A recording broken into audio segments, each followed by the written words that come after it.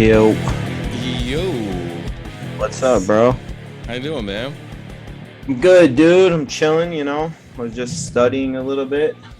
Yeah, studying on that proco.com. Uh, I'm actually doing Stephen Bauman. Oh, cool. He has he has a Patreon, so I'm doing that. I have so many like random like online training that I do. I really need to like focus on one thing. So I'm trying to do like this dude's course and then finish the Proco like anatomy course. Yeah. I see. I don't know if you actually finished the Court Jones one, but your fucking I did. caricatures are fucking killer, dude. I did. You're Thanks, fucking bro. kicking ass at him lately, man. So, well, this whole time, since I've ever started following you, you've been fucking kicking ass at those things, man. But I don't know. No, I appreciate it. I'm leveling it up for sure. I'm Yeah, definitely like the last like year I've been really pushing, and I don't know. I try to make sure like every 6 months or so I like sit down and be honest with myself. Like, have I grown as an artist or am I starting to stagnate? So yep. That's, dude. I feel like that like every 3 months, every 2 months, every 2 days. Fuck, yeah, man. yeah, yeah. Well, I mean, the artists are harder on themselves than most of their critics are. So This is true, man. There's been like many a times when I've been sitting there like doing work for any of these motherfuckers that I do work for, and I'm like, should I push send? Is yeah. this kind of like if I look at it like a half hour later, I come back and I'm like, uh, I don't know. That's Then I'm like, that's the no. way. Yeah, Then that's I'm the like, way to fuck do all it, that. bro.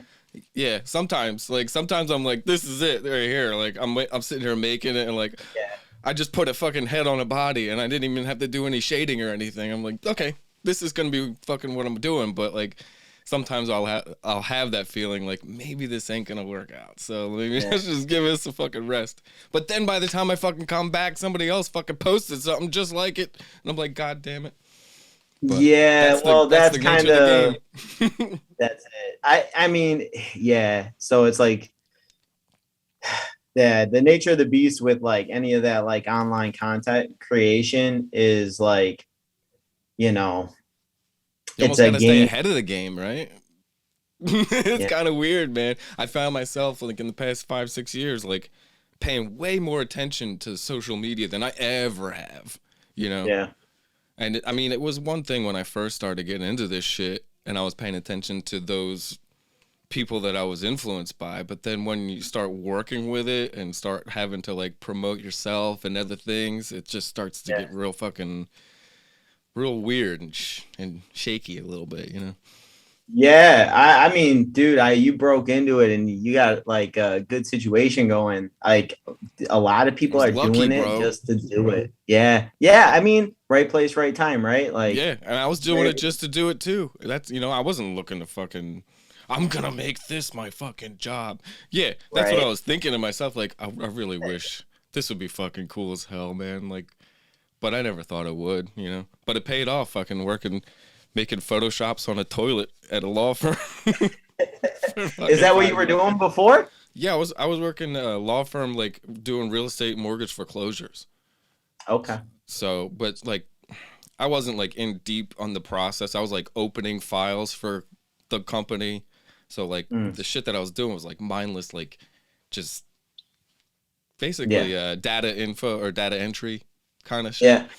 Yeah. So I Totally. had the time to listen to podcasts and like go to like have an idea and be able to be like, oh, let me start this idea. Pretend I'm taking a shit. Yeah. No, Fuck that's it. dope, bro. I mean, I feel So like that's how a lot of the people who do like photoshops and even people who are like just illustrating or doing like graphic design or art, I feel like a lot of the people that I know in that community or that space online on socials, that's a lot of them. It kind of was one of those situations. They had a job, a 9 to 5, where they could listen to a podcast, and they were like, "Yo, you know what? I could do something with some of this content that they're talking about." yeah, And you they could do a they lot with they found it. a. Mhm. I know that's how it was with me too. I mean, I was doing, the first time in my life where I'm working a 9 to 5, I'm doing like this desk job, and I was studying. I was doing online classes for like biology, and I was doing a lot of science based courses. and I was actually planning on becoming like a PT and getting all my prerequisites out the way to go to a doctorate program. And but I always loved to draw, and so like naturally like podcasts are in the background, and 2 + 2 = 4, and like I started getting attention. I didn't know anything about social media, and I was like, oh shit, like Yeah. people are sharing this, like this is wild. And Once you sure get enough, that bite, man, you're just like, it's an addiction. It really it is, is. dude. It is. It's a weird space now, though. It's evolved. It's changed. Yeah. The pandemic, I feel like the land. I mean, for obvious things, anyone who's paying attention to podcasts, the pandemic changed a lot about, Yeah. especially in the world of comedy. The Oh my dynamic God. of everything has changed. The landscape has changed.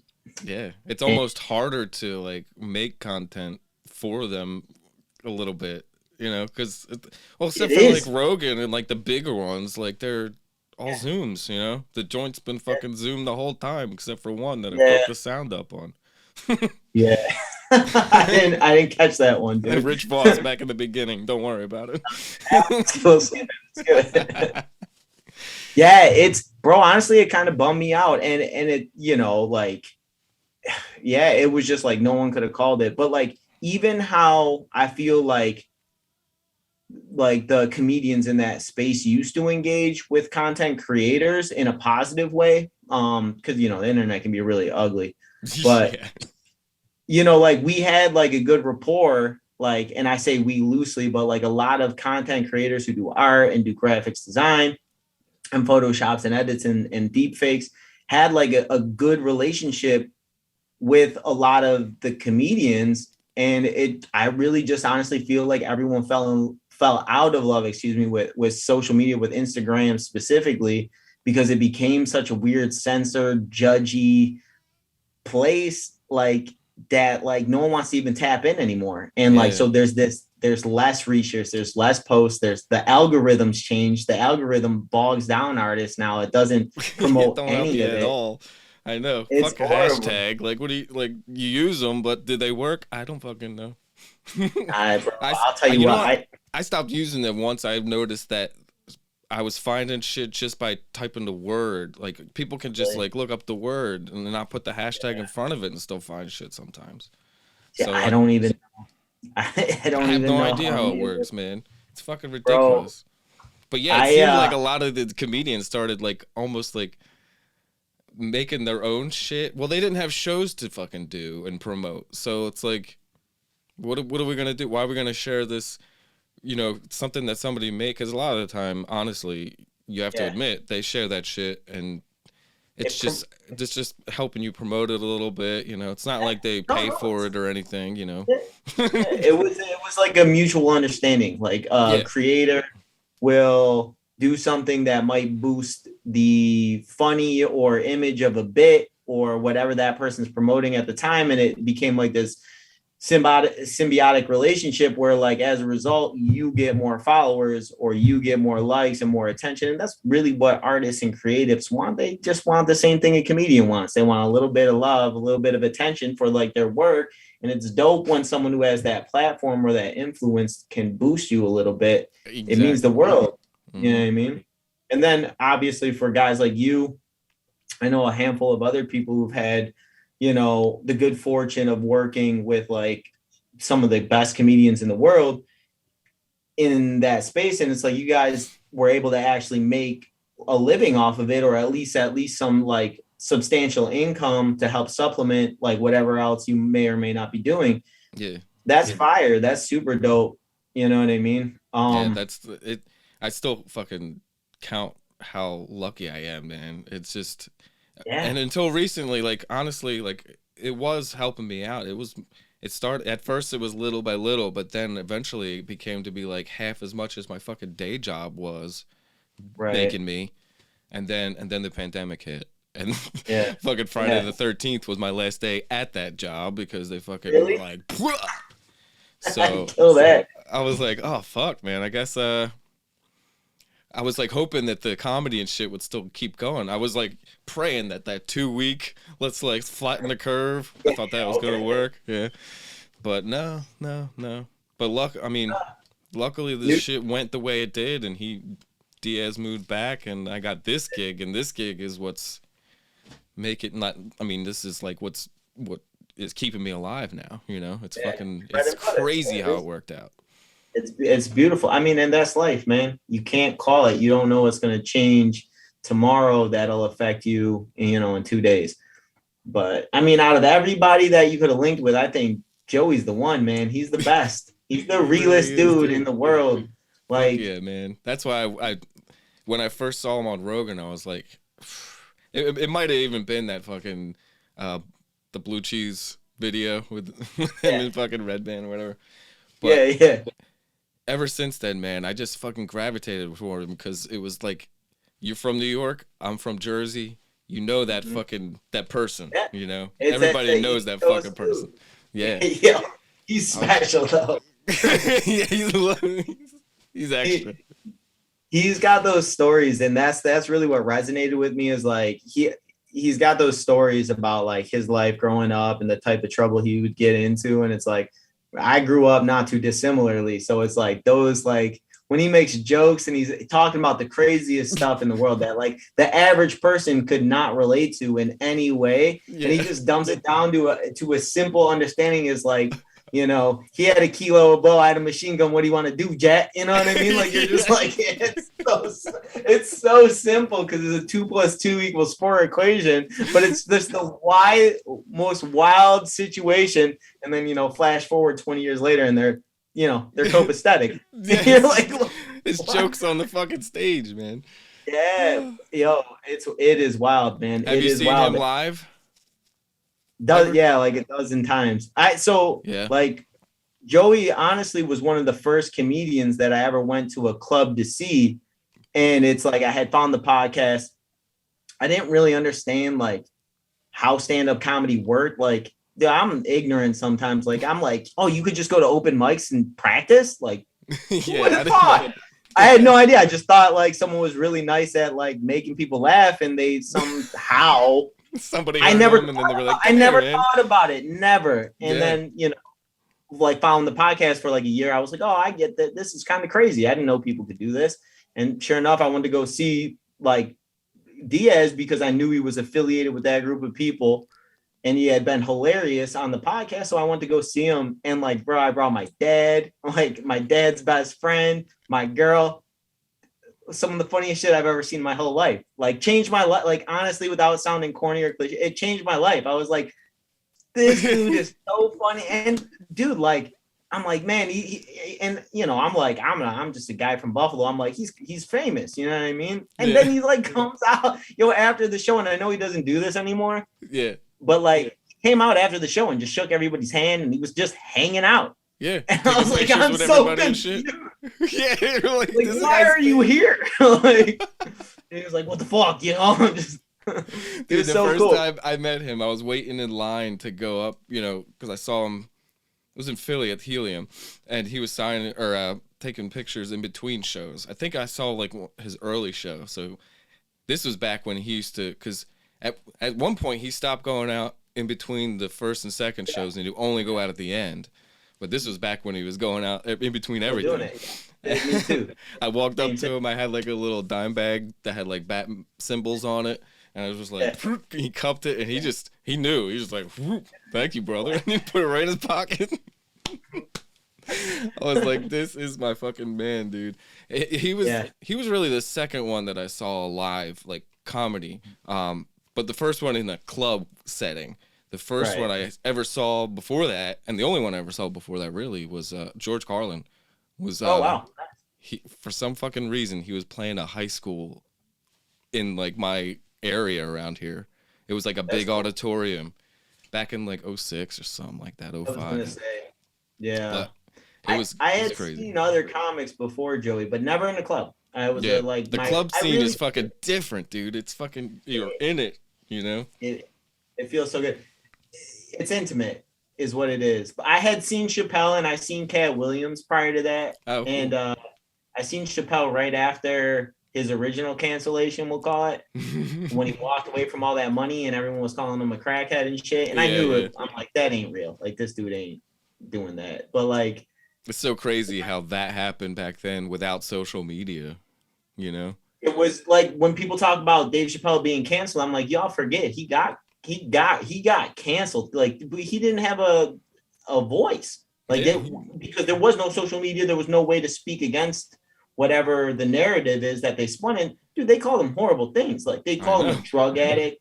They said he ran away to Africa to use drugs. It didn't even make sense. It's like no one goes out of this country to get drugs. Like you buy the Yeah, drugs here. you They're come here here. and get them shits. It's a first world country. We have them. Like you don't escape to a third world country to like get high. That doesn't make any sense. Like, but yeah, they did him dirty, dude. And he talked about all of it. And what's crazy is like I have a unique memory for certain bits and things. Like I have weird memories. Most of my short term goes away pretty quick. But he did a bit that day that he ended up putting in a special when he first signed up with Netflix. So like in one of those specials, I think it was the one in the belly where he does in the belly room, he does like he's just sitting on a stool talking. Yeah. And he talks about Iceberg Slim, the pimp, and how like Iceberg Slim has this part in the book where he talks about how a pimp actually sinks his hooks into into a woman, and in this case it was his bottom bitch, and like how he fixed the person to break them, and he did this like bit on that. It's the same bit if you watch the Netflix special, and it blew my mind at the time. This is 10, 12 years before the special came out. And when he said that, I'm like, yo, he's the GOAT. Like nobody is like on this level where they're making you really think about life, but also you're laughing hysterically the entire time. And dude, he was like running through the crowd, grabbing people's phones, and he was like, hey, Jessica, this is Dave Chappelle. No, it's not your dumbass friend Susie. No, it's Dave Chappelle. Like he's doing wild shit. And just, yeah, the man. So I love it. Awesome. How was it like a big show? It wasn't an arena that you saw him at, was it? No, it was a theater. He did Shays in Buffalo. So it's like the biggest theater you can do here. Like Segura was just here last weekend and he did Klein hands. And I have to imagine they're about the same size. So he was doing theaters at the time and he was selling out. He sold out multiple shows that weekend. That's crazy. So, man. Yeah, Dave kills it. But yeah, dude, I saw Joey at the club and then I started going. So I was already traveling to LA a ton. So I started going to the Comedy Store like it was my job, dude. And I've seen everybody but Burr, Sebastian. I think that's it. I've seen so many comics at the store dozens of times. Like, dude, I've seen Rogan, I've seen Joey, I've seen you name it. Dude, I saw Theo before he dropped his first stand-up special on Netflix. And he's one of those guys, his material does not transition over to like filming as it does live. When it's live. You're like, dude, you see Theo live, you see Joey Diaz live, and you will leave like you just had a religious experience. Like your abs will hurt, your rib cage, like those guys kill. It's really a fucking roller coaster ride that they take you on, man. It really is. I've never seen anybody do that what Joey did live, and I haven't really seen too many comedians, or mostly music is what I see live, or did go see live a couple years ago. Yeah. But how often are you still going out to LA throughout the pandemic at all? No, so I've been home. Yeah, dude. It just my business just died down, and so like I was going out there a lot, and I could justify it financially through business. And like when the pandemic hit, like dudes, as supply chains started to die out, like finances died out, like it just changed the dynamic of everything. And so I did go to LA in the height of the pandemic. It was probably not even a year in, and it was scary, bro. I don't blame anyone for leaving that place. Like, dude, my best friend had a beautiful condo in Marina Del Rey, and it's a very expensive neighborhood, a very good neighborhood. And dude, I'm telling you, like the crime, the amount of like boarded up shops and windows, it was seriously like some like apocalyptic type shit, like where it's like, yeah, what are you gonna do to stop people from having their way with you on the street? Like It's not good, man. Like the lawlessness is out of control. And if you do anything, the laws are so backwards there, even defending yourself, you You'll could get fucking be charged arrested. with a felony assault. And you're Jesus just like, Christ. dude, I'm telling you, like, I know shop owners on Abbot Kinney. So, like, Fighter and the Kid, Abbot Kinney Boulevard, like, Yeah. it's the main street in Venice. And, like, I know people who run shops there. And I'm talking to, like, one of my friends who manages this little, like, independent. It's kind of, it's a lifestyle brand. And they make dope clothing, a lot of skater, Venice beach, surfer vibe type gear. And I'm like, yo, what's it been like? And he's like, dude, he's like, it is insane. He's like, dude, the homeless people will literally just steal $999 right out of your shop, and the cops will show up and be like, well, you don't know. Like, what do you want us to do? That's fucked up. That's I forget. I think it was might have been Bully Busters or some other place that Joey took his daughter to when they were in LA. He said right before they left, or actually after he came home, they got robbed and like broken into and shit. And he's like, I thank God I fucking left, man. There's just no Yeah. place, especially for kids to be getting raised No, and shit, you know? yeah, that's the biggest thing is like people like my friend's got a daughter who's 9 years old. It's like that's why she moved. She's like, she can't be around this. Like, and plus, like, I don't feel safe taking her on bike rides anymore. It's like, yeah, that city got hit hard. It's just too many people in such a small place. And I don't think there's any way to really control it. And then just like the narrative in the country right now with like the far left is just like it's not conducive to actually fixing anything. So It's just you kind know, of it's stagnant right now. That's yeah, why yeah, and I'll tell you, it's bad for culture. All of this, whatever this pandemic is doing, is like you see it with comedy. Everything we just discussed is like it is choking culture to death. You know, music. You said, yeah, I haven't seen a band in 2 years. It's like, yeah, and even if you go now, it's still it feels weird. Yeah. I mean, I've You know, done a couple open mics since the pandemic started. I are you think doing I mean, comedy no, or we do music, and yeah, I help run like the sound and shit for it. Like I help sound or run it, and then I'm kind of like part of the house band or whatever. right. So, but we've only done two, you know, so in January or December, and then we skipped January because we had a little. I got COVID, and like Yeah, I guess there we was had like it at a the same spike. time. You did, right? Yeah, we got it the same week because I remember we were talking through DMs about being sick or whatever, and yeah, Yeah. I got to say it wasn't bad, but I'll say this, like I recovered quickly, whatever, and my symptoms were minimal, but the after effects of long COVID are real, dude. Like I take naps now. Like I'm a napper now, bro. I will fall asleep twice a day for no reason. Dude, I thought that was just me and like smoking too much, man.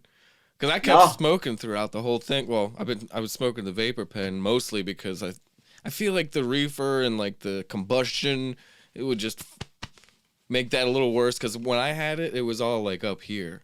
I didn't yeah, get me no too. throat shit or lung stuff, so I was like, thank God.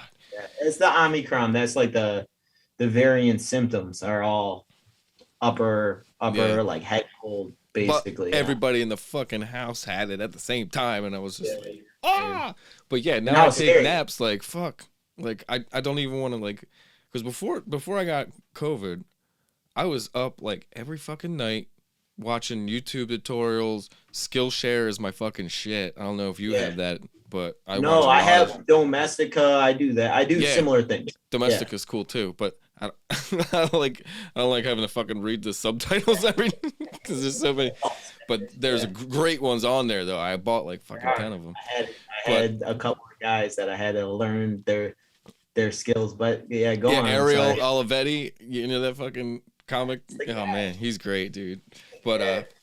now I'm just like I'll put the kids to bed with my girl and I'll be like I'm done. I don't feel like sitting up, you know? It's Dude, crazy. And when Michael, I have to edit the podcast together, I'm like sitting here. That's why I got my coffee right here just in case. yeah, yeah, dude. But I that almost don't do had one. shit. I'll never go to bed though.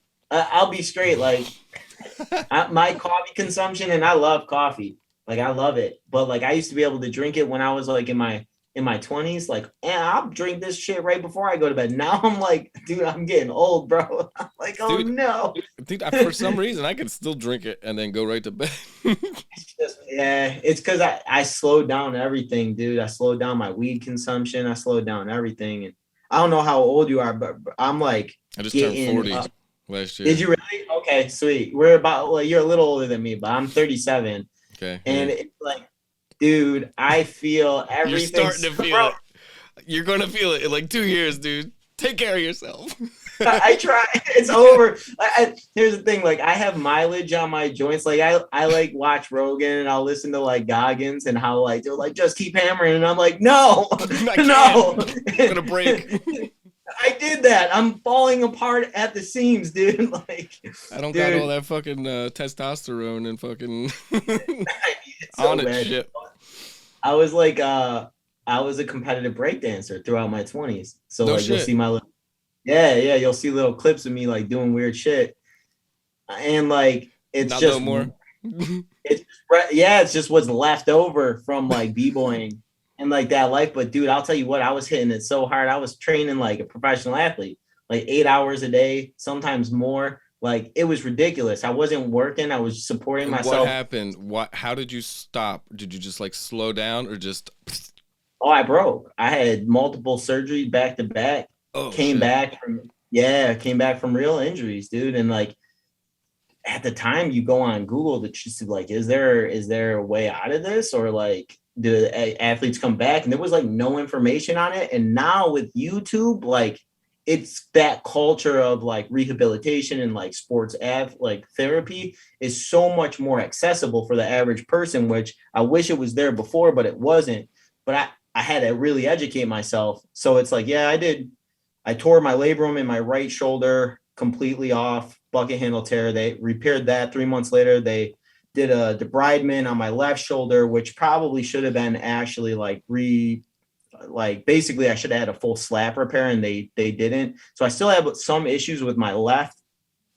Then I hurt my lower back, and dude, basically after that, it was just like a string of like back injuries. And then like I pulled like I almost pulled the tendon of one of my adductors, which is in your groin, right Ooh. off the bone. Oh. My right ankle, like, dude, there's a tendon that comes down underneath like the actual ankle joint that connects to your navicular bone, which is the arch of your foot, and Yeah. that tore. Bro, I mean, I Oh. beat the shit out of myself so fast, and it was like age plus volume, which is like that whole like push yourself.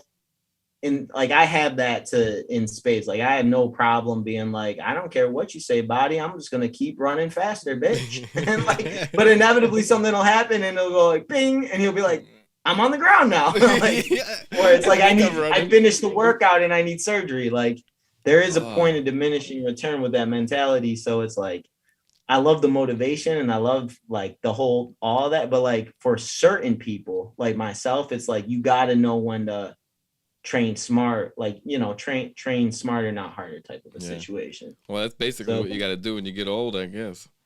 Do drugs. Besides drugs. The right ones. Yeah. But yeah, like, dude, if I could do stem cells, man, I'd be the Tin Man from the Wizard of Oz, dude. Every joint, I'd just be all over. Yeah. Seriously. Juicing dude, head spins. My neck, like, I actually had disc damage from just spinning on my. Yeah, it's just weird. Things you don't know when you're young. Were you doing art work back then, or were you just straight into the dancing and shit? No, actually, the segue was like the injuries. Like, so yeah, so I was talented at drawing and whatnot, but like when I was like 15, I kind of put it down, consciously made like, I'm gonna do dance instead. And I never did like studio dance. I was like a hip hop head, street kid. Like, I just did pure hip hop art form. So I was like, oh, I'm gonna try with graffiti and write lyrics. And like, I never made beats or like could do like beatboxing, and my graffiti was whack. So I was like, well, I'll just write lyrics for myself. And I got kind of good at rhyme schemes, and I understood lyricism, but never was a rapper. I never fancied myself as like, oh, can I be like any of these dope ass rappers that I love. And I was like, nah, I'm a white kid. I'm just gonna chill. But like the dancing I was good at. And like it got me clout with like people from my community. I live in an all Puerto Rican and black neighborhood. So it's like Yeah. my whole like anyone see me train, anyone who would go to events, like I have a reputation here. Like people see me and they're like, oh yeah, you're the breakdancer dude. And I'm like, yeah, I was. Like, That's you pretty know, cool feeling, you know? you know, I'm from a small Buffalo is not a big city. So it's like in this city, I was the shit, but like I go to other cities and I'm not the shit at all. Yeah. New York and Philly and Jersey are fucking ill as fuck, dude. Like the tri-state, like that's where hip hop was born. You have a lot of talent out there. So yeah, man, on that grand scheme of things, like I could compete locally and win competitions. But like if I went, like I competed in Philly against the best in the world, flown in from every country in the world. If you can make top 100, you're the shit. Like you're really good. And I have a couple friends who did, but bro, by that point, like I had already had all those injuries. I came back, but I just didn't have the skills and I was too old and I'm aging out. And I'm looking at like little girls from like England that are 9 years old. They haven't even been walking for, 7 years. And they're so good. You're like, oh, it's over for all of us. Like, dude, it's a wrap. I know, man. There's before the pandemic, there was like these little kids that were coming to the open mic that we were doing. Yup. Fucking tearing up the guitar, dude. I'm just like, I've been playing guitar since I was 14, and I never got good at playing solos or anything like that. But still, like, but these little kids come in and they just bust out fucking exact solos of like Van Halen and shit. And I'm just like, what did I do wrong? What's going on in my life? What am I doing wrong? It really does that to you, doesn't it? Like, and then it makes you fucking pissed off at the little kid sitting there at the side of the stage like, this little motherfucker, fuck this. Yo, I'm telling you, it's the same thing. Dude, this little girl, I mean, there's so many things that, like, when you actually think about it, you're like, yo, like they had the right environment, they're talented to begin with, and it's just like they were able to like be nurtured into that skill set. It's like, not their fault that they're so well. I mean, it is, but it's not. Oh, it is, and fuck them. But also, like, but also, what the fuck, mom? Like, yeah. Because b-boying's a weird thing. Like, dude, so like Rogan talks about there's two guys from San Diego. Richie Martinez is one of them, and I forget the other homie's name. I don't know either one of them personally, but like I knew them as b-boys before they ever even did jujitsu, bro. Like they had a reputation that preceded themselves. Like, dude, I remember one of my homies being like, yo, there's these guys out of SoCal that are like, they're like punk rockers or something, but they're ill, dude. Like they're really good. They do like more like weird like contortion circus tricks than b-boying, but like, dude, they're pretty dope. And he was talking about those two dudes. And yeah, sure enough, they get into jujitsu and they're studying at 10th Planet under Eddie. And like, dude, that's the guys that he was talking about. Like, he's like these break dancers, bro. Like they just can that's crazy. Themselves. Yeah, and they're dude like Boogeyman, like that's how I knew him as a b-boy. And like he carried that name over into like the jiu-jitsu world. And they talk about that, dude. It's him and I think they're cousins or brothers. I'm not positive, but it's Freakazoid and Boogeyman. And like, yeah, dude, like they were like good b-boys. They weren't the best in the world by any means, but they were definitely good, especially for their era and the time. And now, dude, like Boogeyman's one of the best, and the Freakazoid is a killer when it comes to jiu-jitsu. Yeah, it's wild. That kind of goes like I can kind of see why that would go together. You know, have you ever tried jiu-jitsu yourself? No. And their skill sets when it came to b-boying was like specific to jiu-jitsu. Like not every b-boy has their skill set and or needs it, but yeah, so they had like they're hyper flexible, like so their ability to contort their joint capsules is what gives them, especially with Eddie's style, like he's got that rubber guard style, so it's like a lot of hip flexibility and mobility, and some of that stuff you can't train. You can't just make your hip capsule flexible like that, and they had it. And that was what they leaned into in their b-boying careers. And they just carried over to jiu-jitsu so easily, but they had already put themselves through crazy conditioning. Like, dude, a b-boy's conditioning is no joke. Like I wrestled growing up. I did all that conditioning, running stairs, lifting weights, doing all of that. And a b-boy, like, dude, you couldn't even use that to gauge the metrics for b-boying at all. Like, you're not gonna last 30 seconds. Like the type of anaerobic like threshold you need and endurance you need to compete at a high level is like, I you can't know, even we gotta imagine, say, man. like, Because you gotta you go train. like at least like fucking what 3-4 minutes for like a whole set, like, or do you go? Yeah. So like I would say the average set's probably like 3 minutes. You know what I mean? So yeah, it's not a That's a long long time, fuck. but That it's is a just a long lot, time though when you're doing a a lot of lot shit. packed into it. Yeah, it's a lot packed into a short period of time where you don't have any breaks, you know. Yeah. So there's no resting on your laurels, and it's weird, man. It's a No weird thing resting. because no, dude, and like your break is determined by the next person. So like if they take 45 seconds and just pack everything into like one Oh tight, shit, yeah. might only have like taken 45 seconds to rest. Dude, I've had my whole body like literally hit that anaerobic threshold and filled with lactic acid first set of the night, first 3 minutes. And you're like, Oh, I can't breathe and I have to go do this again. And like if you're oh, into a set, if you're into 7 to smoke, you're not breathing. Like you're just, if you're winning, you don't take breaks. Like there's different yeah. formats. Yeah, I it's can't an imagine. That's insane thing. intense, But when man. bro Rogan shared the b-boy pocket footage, it's like I know guys who beat that kid. I got friends that beat him in competition, and you're like, yo, Pocket's ill. Don't get it twisted. Like he is one of the best power movers, but dude, these little kids are right on his ass. He Little was the fucking little kid. kids. He was the Oh my 16 god. year old smoking all the 30-year-olds. Like he was roasting everybody at power moves, which is like the gymnastics approach. Like it's the most dynamic movements. And like he just had a natural, but now he's the standard. Like being able to power move like that isn't even good enough anymore. You have to be better than that now. And it just Yeah. happens overnight. It's when like people talk about how MMA evolves so fast. It's like, yo, b-boying is just like that. You're just like, if you take your eyes off the best competitors in the world for 1 year and you come back, it's like they're struggling to stay at the top. Like the king of the hills Yeah. don't last that long because it's just evolving as an art form. The movement practices, the biggest thing is the coaching has actually become real. And where I when you taught yourself when I was growing up, there was no Yeah. one's gonna do anything.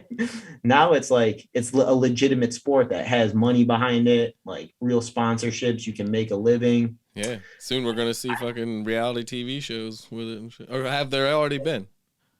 I don't know if they're had, but like they're gonna definitely go that route. Like Red Bull is building a lot around it, and so is Monster Energy drinks involved with different stuff. So it's like two big proponents of like, those type of extreme sports is just Yeah. I they're can they're imagine that would be a they're big hit, invested. man.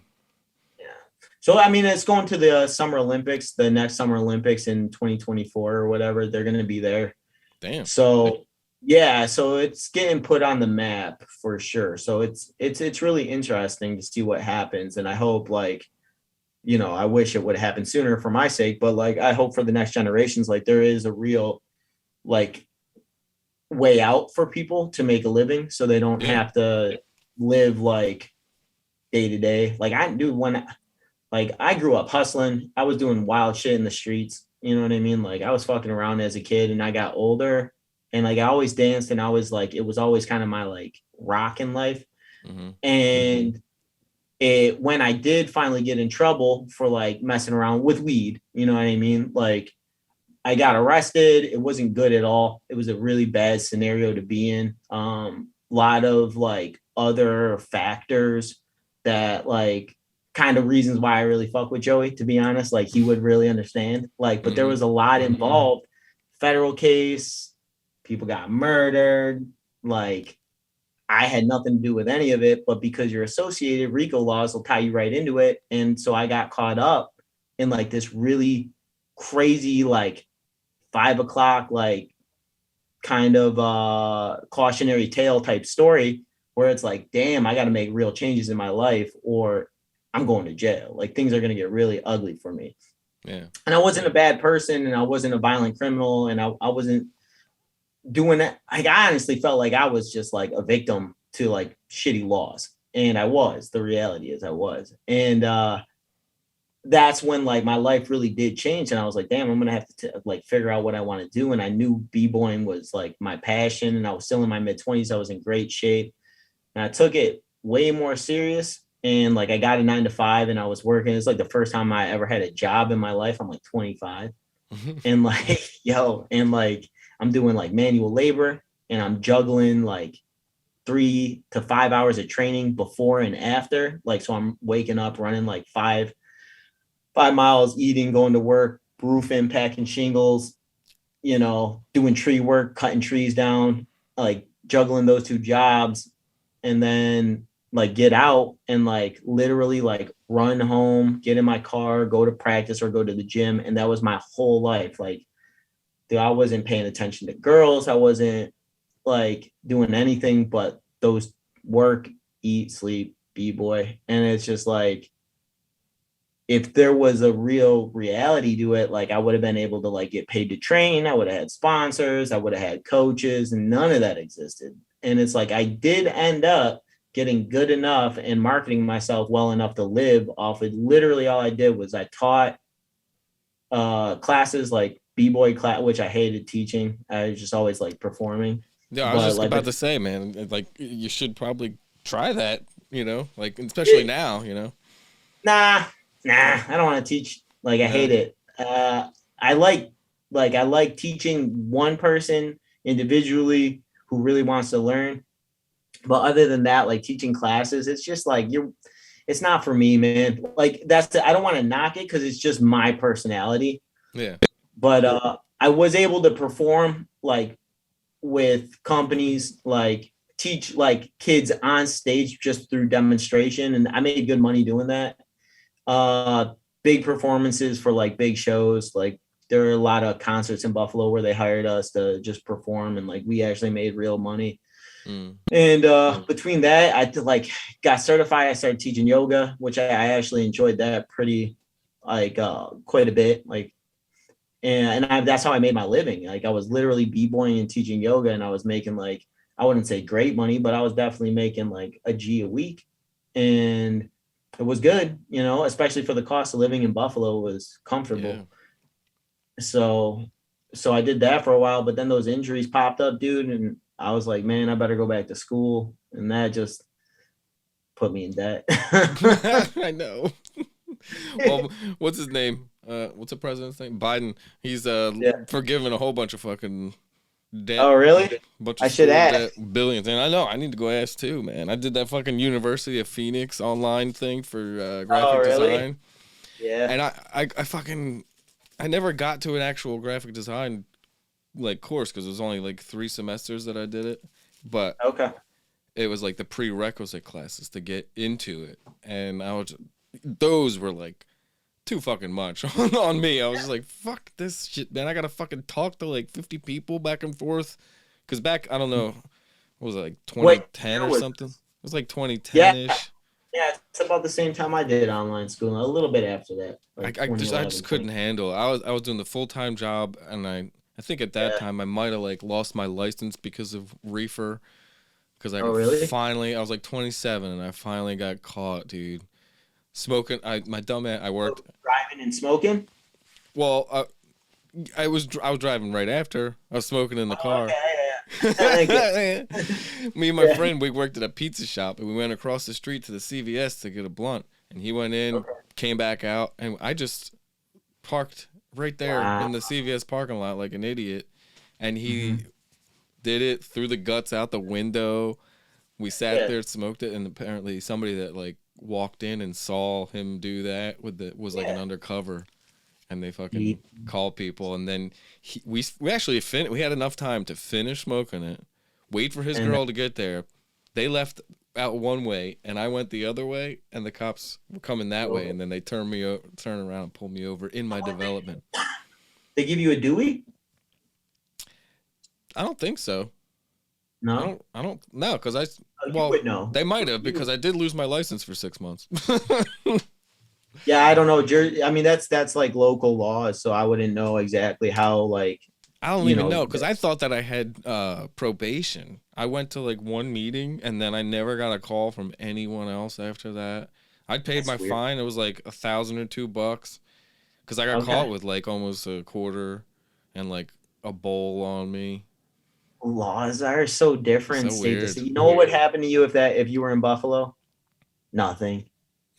Nothing. Wouldn't, no, they wouldn't even show up, bro. They'd be like some guy smoking reefer, and the cop would be like, "Call us later." Like I wish maybe now in Jersey. I don't know. But always. even back then, this was like 13 years ago now. It's crazy. The guy was Yeah, like, I know it's going to be legal soon, but we got to do what we got to do. I was like, yeah, motherfucker. it's weird, man. Yeah, New York is different, dude. Like, I don't know how the city is with like that type of crime. I don't think it'd be any different. But Buffalo, it's like our city has a high crime rate, and they will not even entertain that bullshit. Like they'll Yeah. catch you smoking weed, and they'll like take it away from you. Like Yeah. they'll do that. Now they The won't, fuck. but like because they're legalizing. But like 5 years ago, they'd be like, all right, just give us the weed. The Dude, fuck out of here. early 2000s, I got pulled over by a state cop in Jersey because I made a fucking illegal U-turn. And I Yeah. had, because my dumb ass left my bag, I had a bag of stems because I rolled a joint in the car. And then I had like the Right. seeds and stems Yeah. in the Yeah. bag still, but I just like threw the bag in the glove box. And when I went to open a glove box to get my license and shit out of there, there was cops on both sides, and he saw that bag. I was like, "Step out of the car, please." And then he found like a half a joint in my ashtray, a bottle of like miscellaneous pills in my center console. From Oh like dear. my brother had like braces, so he had like the fake Percocets, and my mom had some other bullshit, but it had my mom's name on it. So I was like, "Oh, there's my mom drives my car. Right. Right. That's her medicine." So he ended up bringing me back to the fucking police car.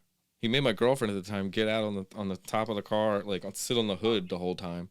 And I'm like, "Fuck, man, I'm done." Like he gave me the shit back and told me how to get home. Yeah. You're He like, said, oh, thank God. I'm like, I don't know what the hell I just did, but peace. Got home, Yeah. smoked the rest of that little bone, and fucking went to sleep, man. Yeah. That was Yeah. luck I too. know. I know in Cali, like I like a lot of my homies grow weed out there, and like they're like, yeah, the law has changed, and I'm like, oh, what does that mean? And he's like, well, so now before they would not bother you if you're smoking weed in your car. Now they physically you can't let them see you smoking, and if they don't see you smoking, you can't get a DUI. So you're allowed to be high and operate the vehicle, but you're not allowed to be smoking and Wow. operating the vehicle. And he's like, bro, I had a blunt lit in my ashtray, and the cop pulled me over, and he's like, is that burning? And the guy was like, yeah, I mean, it was just there. And the cop was like, okay, cool. See you later. Like, as long as we don't see it, we don't Being care. smoked, It's just such a weird it's a weird thing. And I know for people who don't smoke weed or don't smoke weed regularly, they're like, you can't smoke weed and drive. It's not the same as alcohol. It's No, it's not not. like I It's think not the it's same as important that, alcohol. It's not the same as fucking acid, paper acid. oh my God. I did Oh, that once. I had to. My dumbass had to drive my fucking car to get fixed to the dealer. But the night I did, well, the night I was supposed to do that, my friend had some paper acid. I was like, "We're in high school, dude. Let's do this." And yeah, yeah, yeah. that was a That's the weird last fucking time ride, I man. did I kept going in and out of my car, checking to make sure I got everything I needed, like 50 times. it. Yeah, yeah, I'm yeah, like, what is going on? And yeah. That's then some I got home and we had a pug at the time. Me and this girlfriend that I had, and mm, I was like, it was when Men in Black came out or around that time, and right. the talking pug. I was like, I don't want to see Yeah, that motherfucker talk. Let me get past him. yeah, yeah. Bro, I could tell you some stories about taking acid, bro. That was like a huge part of my life when I was a kid. It It's wasn't a not huge part of my life, but I knew a bunch of like my friends. They did it a lot. One of them was doing it like going to school in the morning. Phew. yeah, tripping I'm like, face. how the fuck are you doing that, man? Some of them were So actually taking tampons and soaking them in fucking vodka and shoving them up damn, their ass and getting drunk. that's That's not good. Hey, you can not do that. You can get drunk other ways. I know, but you get drunk instantly and your breath don't stink. So you can go to Okay. school. That's, I guess, yeah. That's wild. I know Yeah. people like that though. Yeah, when I was a kid, man, I was wilding out. Like I did so much acid. I did like insurmountable, like Melons. yeah, dude, like it was ridiculous. Like I guarantee you, in like a 2 year period, I tripped 1 year out of the two. Like not every day. There was tolerancy breaks, but it was, dude, it was bad. I was telling a bunch of my friends, they're like, "Yo, like some of my trips were so like seeing the devil and shit, having full blown conversations with like omnipotent beings, and I'm like coming out of it and being like, I'm never gonna do that again. And then like 4 days later, I'm like, oh no, I'm back, here bitch. we go. Yeah, it Yeah, was always dude, such a like weird thing. Like doing the paper stuff, and then the day after, it was like, I don't know. Whenever I did paper acid, I would stay up way longer than usual. Like I could okay, fucking like take if it you at like 7 o'clock at night, and then you're just like up all night, oh, yeah, you you're up know? all night. Yeah. So, and if you're with like a group of friends, you're just up all night and you're fucking like talking. I remember doing it a couple times, and like it'll be like fucking 11 o'clock in the morning. Everybody's just like so tired, but we're still fucked up and awake, and we're just like, it started to almost get like a weird, like sad feeling to it. I had to like, I'm just gonna go Yeah. home. Yeah, it gets to this point where like everyone's kind of like already peaked and you're coming down and you're kind of seeing like the ugly, like the sun starting to come up and like, yeah, Yeah. people start looking like zombies and shit. You're like, I'm ready That's for weird. bed.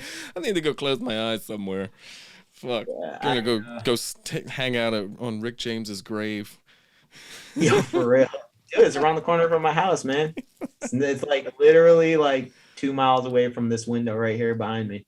That is It's so weird. crazy. It's I mean, so many people go there just to like take pictures and like smoke joints and like Yeah, probably do coke. You know what I mean? Like it's among other weird. things. Yeah, I was just watching the was it the Showtime documentary that I haven't Joey was seen it. I talking heard about. really good. Yeah, yeah. That's yeah. That's right. He brought it up on Rogan. Yep. I But was like, damn, this is fucking I ridiculous, gotta man. see, dude, Rick James is wild, and like being from Buffalo, like everybody knows somebody's aunt who like got fucked up and blew Rick James. Like that's real, bro. Like they're like, I partied with Rick James. I'm like, you sucked his dick. Like that's That's what all you that means. did. You were doing coke and blowing Rick James. That's cool, lady. High five. You know what I mean? Like High five. it's like Get some hand you're it's sanitizer. yeah, it's like your friend from like Kenmore, like some suburb outside the city. Like, yeah, you raged with Rick James. That's cool. I asked Joey, I was like, do you think, because after watching it, you see that he was fucking in a band with Neil Young and shit back in the day. Yeah, it's because And we're right by Canada. yeah, I'm like, do you think if he was still alive that Rick James would be on Neil Young's side with this whole Spotify thing, or do you think he would be fuck no? He's like, fuck that. You know, there was a Well, reason why he wasn't in a band with Neil Young for long. yeah. You know? Well, you know, ironically, like Rogan's relationship with Chappelle is obviously good, right? You know what I Mhm. mean? And like, dude, Chappelle revived Rick James's career right before he died. Like, Yeah. if you go to the end of his life, Rick James had the skit, the I'm Rick James bitch skit, made Chappelle 10 times more famous than he was. Hmm. Like that skit blew up the Chappelle show. Hell yeah. And it revived Rick James's career. Like Rick had kind of fallen on hard times because he had the scandals or whatever had happened with the like burning the lady with the crack pipe or whatever. Whatever. And and like that kind of brought him back into the zeitgeist. And like he actually started touring again, and then he died like right there in the midst of that tour, That's which so is sad, crazy. but like that's life, man. Yeah, highs and lows, and at least he went Donnell out on a Rawlings was in the documentary. really. Yeah, he was Dude, talking about the he's skit and shit. he's funny as hell. Oh yeah. People hate on Donnell, but like if you catch his stand up live, that motherfucker is Oh yeah, hilarious. he's fucking good. It's just when he's sitting there and he's like interrupting motherfuckers talking. The RZA He's episode the was rough. interrupter. You needed to hear what Bobby Digital had to say. I know, right? That's all I wanted to. Do you have? Are you? I went to your website because I wanted to check out your shit. You have a Flippin' Key Comics. Is it still like I gotta going on? update it all, man. Honestly, I'm gonna revamp the whole site. I'm not really the most technically savvy dude, and I'm like a guy who has good intentions but doesn't always follow through because I'm pulled in 1,000 directions. Me So, too. but I am gonna update it. So, like for a long time, like I was selling comic books, right? It was a legal hustle that like I could take like my old skills and kind of apply to like in a marketable way, and I made a lot of money. And then so I was selling comic books for a long time, but like since the pandemic, dude, everything skyrocketed, and I wish I never sold any of my comic books, to be honest, because I'd Really? be bro, I'd be rich right now, like multiple millions of dollars if I just held on to like some of the shit that I had, because no one would have saw what happened. Dude, my speculation, everything is like I was like it was like shooting fish in a barrel. And it's like when the prices appreciated the way that they did, they just caught me with my pants down because I had started reinvesting into other stuff. And Yeah. I was flipping, I wasn't saving. So like you're buying stuff and you're making a profit off the top of it. Yeah. You know what I mean? Instead of like buying something and speculating on it and holding it and putting it in the bank, right? Mm-hmm. So a lot of books, like I had tons of like Hulk 181s, which is the first appearance of Wolverine. Dude, I had one that was a 9.6, which is near mint plus. Like, Yeah. bro, like that book right now is 30 grand, I want to say. I had, dude, I had TMNT number one 9.6. That's like $100,000 book right now. Oh my Like, god. yeah, I've sold so many like copies of like do multiple copies of like first X-Men like in mid grade right now. I don't know how much it's worth, but I'm gonna estimate 50 grand. You know what I mean? Multiple copies of that. First appearance of Thor, Journey into Mystery. I think it's 83. First appearance of Iron Man, Tales of Suspense Dude, 39. you Multiple don't know. copies. Just Since the selling all. pandemic, I have a whole thing, a whole fucking plethora of comics that I've bought, man.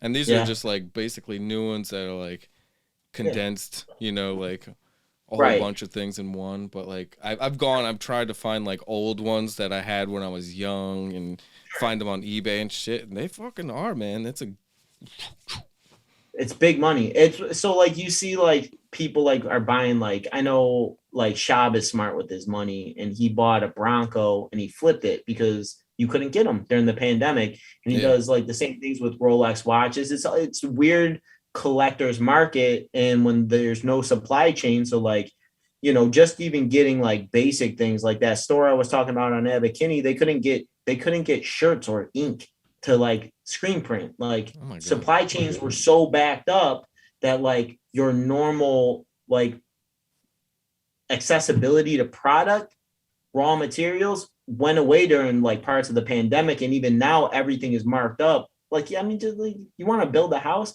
Well, you can't right now. Like everything is inflated. So it's like comic books were a safe investment for people who needed to reinvest money. And when crypto blew up and Wall Street blew up in the beginning of the pandemic, if you recall, like a lot, but even before the NFT shit, like people like made hundreds of millions of dollars off of like these minor investments. And now you got to pay capital gain if you want to pull your money out. So mm, when they pulled money out, they didn't want to cough up whatever 40% to New York and the feds and or wherever they're at, but they want that tangible money. yeah, So you pull it out in the form of a business. So you're like, this was a business investment. This is what I made. I'm going to pull the money out. The feds are going to get their piece, but I'm going to reinvest to minimize overall like money that I have to pay back. Right. So you don't have to pay capital gains if you reinvest into more product. So in this case, they're basically like doing a speculative business where they're buying into whether it's nostalgia, collectibles of some sort. So they just reinvested into sports cars, they reinvested into comic books, they reinvested into vehicles, into watches, like these types of markets. And like, dude, it just everything just went up 10 times what it was. Like, dude, what a Hulk 181 or an X-Men #1 was in 2019, it went up tenfold now. Like, for Wow. example, I sold an X-Men #1, a 1.0 to my buddy for $1,000. And it was like, I think I gave it to him for 600. It was valued at 1,000. He was my friend. I was like, 600, all good. I'm making money. I don't care. Bro, it's like a $5,000, $3,000 book right now. It like everything went up crazy. And that just, dude, if you had an X-Men that was a 5.5 instead of a 1.0, you're talking a book that was worth maybe 5-6 grand back then. Now you're talking $35,000. You know what I mean? So it's just everything did that. Dude, sports cards were slept on forever. That market fell out in the 90s and it's back full blast, dude. I Yeah. got friends that are buying UFC sports cards, getting them graded. You know, it's Yeah. a huge market, and honestly, it's great business if you know what you're doing, because you can treat it just like you would treat any other illegal hustle, but it's completely legal. So it's like you can take that same mind state of a hustler from the streets, apply it to this. Literally, all you have to do is learn what the fair market value of these things are, and you can actually have a lucrative business where you don't have to worry about people kicking your door in or whatever. So Yeah. it's Yeah. I got really into the comic cards. Like I remember my uncle used to have a comic book store back in the early 90s. And I dope. was like, fucking, hey, this is so cool. I was, you know, Batman and fucking Batman Returns, like I think were like the biggest, and Superman, the first couple Superman movies, they were my fucking shit back in the day. So they had a fucking comic book store. 92, my birthday, my aunt brought me in there. She's like, you can have one thing out of the store. I was like, fuck yeah. So I walked around the whole store, and the thing that I got was the 92 Marvel Masterpiece Yeah, by yeah, Joe yeah, yeah, Jusko. yeah. That's And I dope, was like, dude. fuck yeah, man. And I don't know where the fuck it went. Oh, Like I when I got some moved of out of those my somewhere. house and I got the whole fucking set again. I was like, fuck this Did you? bullshit. Yeah. I Yeah, got the holograms yeah. too. I was Yep. like, fuck it. Dude, my friend's kid, the person I was talking about from Cali, actually, she got gifted like unopened packs of those Marvel Masterpiece cards, and she's been like opening them up, and now they're getting all into it. Like, you know what I mean? Yeah. Like they're like, oh yeah, there's like this is cool. Like I'm like, oh, you guys are geeking out. Like this is the way. Like it It's like wasn't when their I thing. You like my know, little it's brothers when Pokemon cards came out, like back in the late 90s and shit, or mid 90s, whatever the fuck what that those was. are worth though. Like, dude, a near mint Charizard, like a 10 point. Got Logan Paul walking around with it on his neck. You know what I mean? Like it's like because it's a flex. It's Like a you're like, yo, it's a collector. $1 million card. Wow, that is crazy. I gotta find. Yeah. Shit. I did when I moved out of the last place we were in. I found a box. My brother had just like a shitload of baseball, Pokemon cards just thrown into a box. So they're Yeah. not Yeah. near mint or anything, but still, I'd like to go through them. Yeah. Yeah. I love all that stuff, man. So, but yeah, so like the website, like I built it out like to sell books without having to pay eBay Yeah, like prices. Like fees are on eBay are like 15%. So yeah, they'll sap you dry pretty quick. And then like obviously prints and original art, and then it's just like I just start getting lazy, you know. yeah. Well, that's the reason I brought it up because I saw that you had on the bottom coming soonish, Dead Yeah, Presidents podcast. podcast. Yeah, yeah. Is it still in the works? It's one of those things, man. It's like I gotta get. So my idea with that was to talk because I like know a bunch of like ex-cons, like people who've done 6 years and longer. Like, dude, one of my friends went to jail for 6 years. His brother did 18 straight, life sentence, got out on a lifetime parole, started moving coke into the country, got caught like 8 months later, and he's in jail for life. Oh my And it's just god. like, I know, dude, I know a dozen guys with that story that like they're done. They don't do any crime. They went to jail, they paid their price. And it's like, those are invaluable stories. And these guys aren't bad people. Like that's Yeah. a misconception. Like they did ill shit, but like they're not, they're good people. They're normal. They're someone's dad. You know what I mean? Like they Yeah. work 60 hours a week Someone's now. son, you know? Yeah. Yeah. Oh yeah. Oh yeah. Like we dehumanize and stigmatize people in this country in a way that like it's just it's weird, man. It's really weird. And like I don't know, I Yeah. thought it'd be good content to be honest. Like there's a lot of people who wouldn't want me to do that just because they're like, don't talk about that shit. Like, Well, if the person who you're talking to is willing, then fuck it, you know? and then obviously if they want their identity kept a secret and they want to Yeah. be like shadowed out, like I'm obviously willing to Shit. You can get some of respect the all that people that you know that are in jail and do like those over the over the phone things, you know? yeah. Like what was I don't that? know that many, Serial? The Serial podcast? I don't That's a know good that one. many people in jail to be honest, man. Like a lot of the people I know from that world got in trouble, went away, and came out. Some of them never went away for obvious reasons because they're snitches, and it's just that's the way the game goes, man. Like Yeah. I'm not, I'm not like one of those dudes, but like I'll tell you what, man. Like there's a lot of people that I have like that I have a relationship with that have wild stories, like just wild, like how are you alive, dude? Like, how did you make it this far? Like, dude, I seen Yeah. my one friend. He went to jail. I hadn't seen him. I didn't know what happened to him. I went through my shit. I went on probation. It was my first offense. I got a slap on the wrist. I, do my shit. I start my own business. I like my life got real normal after that. And I was doing tree work and like lumberjack shit. And I see this dude and I went from being like this street kid like to being like looking like a lumberjack. Like beard was growing out, you know what I mean? And I pull up on him and I saw him because he was in his Lexus and he had like the dopest ride back in the day. But now you're like, yo, that shit's kind of outdated, son. Like that shit Yeah, was fly upgrade. before. Now that shit's old. Like, but he still had. I'm like, yo, I pull up on him.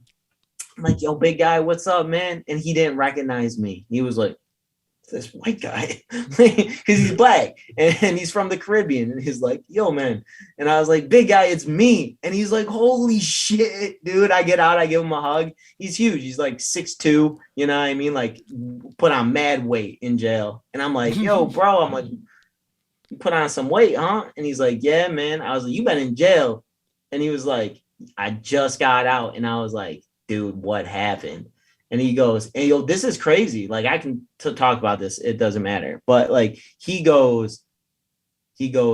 a best friend that was like a Middle Eastern dude. And I never liked this guy because he gave me weird vibes. You know how some people just give you weird Yeah. fucking vibes? And you're like, he's always been nice, but well, Something weird about this dude got wrapped up. So it was his homie. They were partners or whatever. And I never really knew what they did. And I didn't ask because I don't want to know. I really don't. But this dude, I sold weed. He bought weed off me. Like that's how I knew him. So like in my eyes, I was the criminal. You know what I mean? Yeah, And yeah.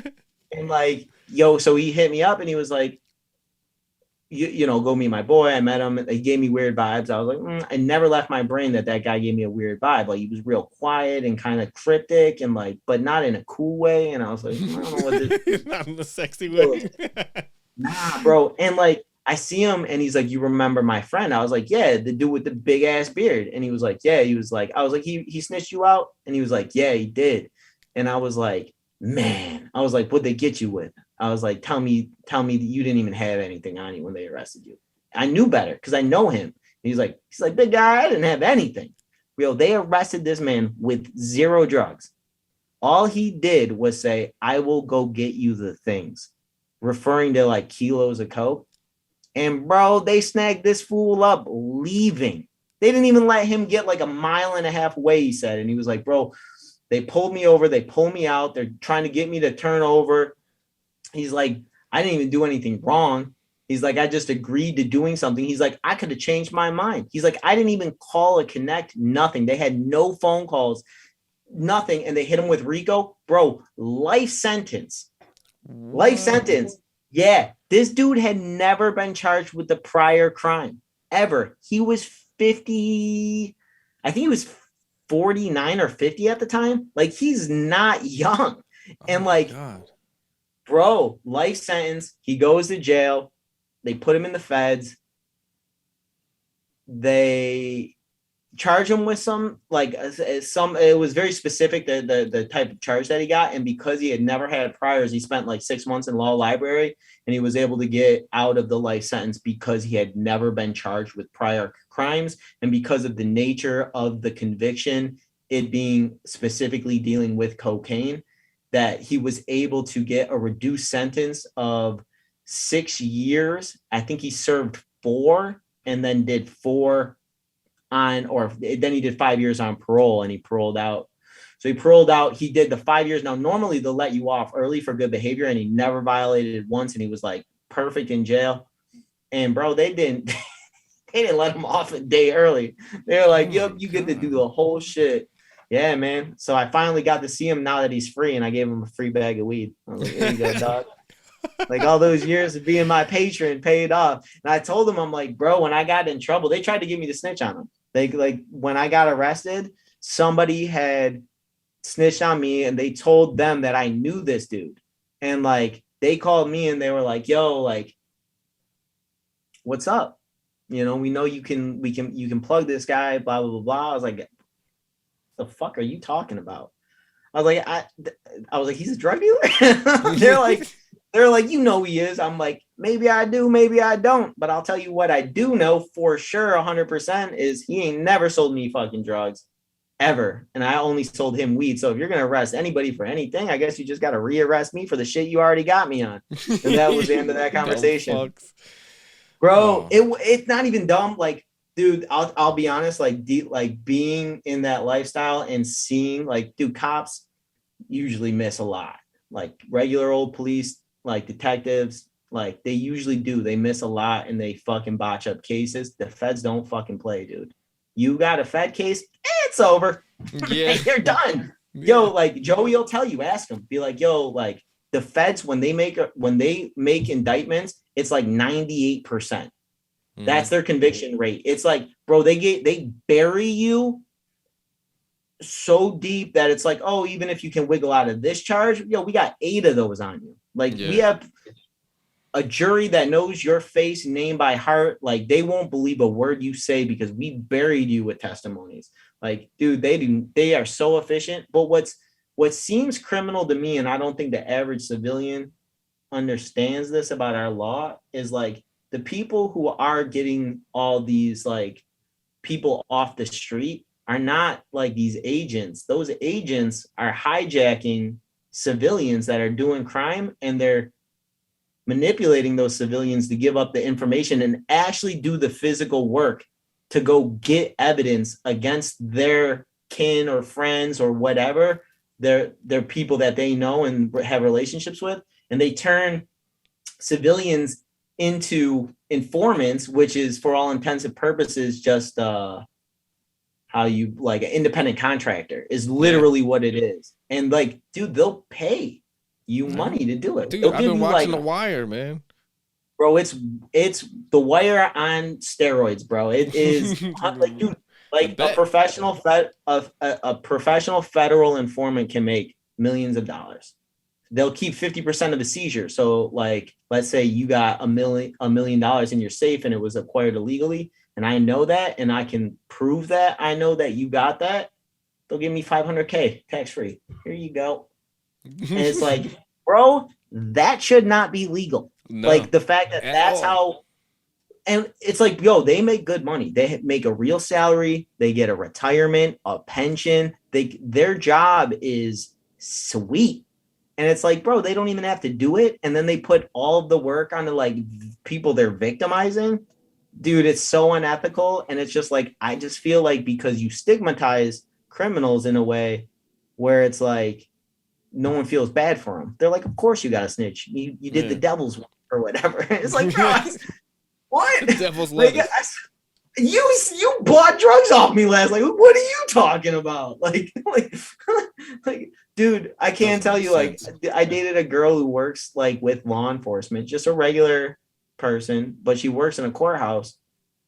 Bro, I've been to these cop bars. They're all high on coke. I'm like, oh, like, bro, they're drunk driving all the time, and they use coke to get to where they got to go next. I know. Like, And they get free coffee, free caffeine drugs when they fucking drive around too. It's a weird it's world, man. it is, dude. It's very weird how we like operate in society. Like, if you know the right people, you can get out of trouble. If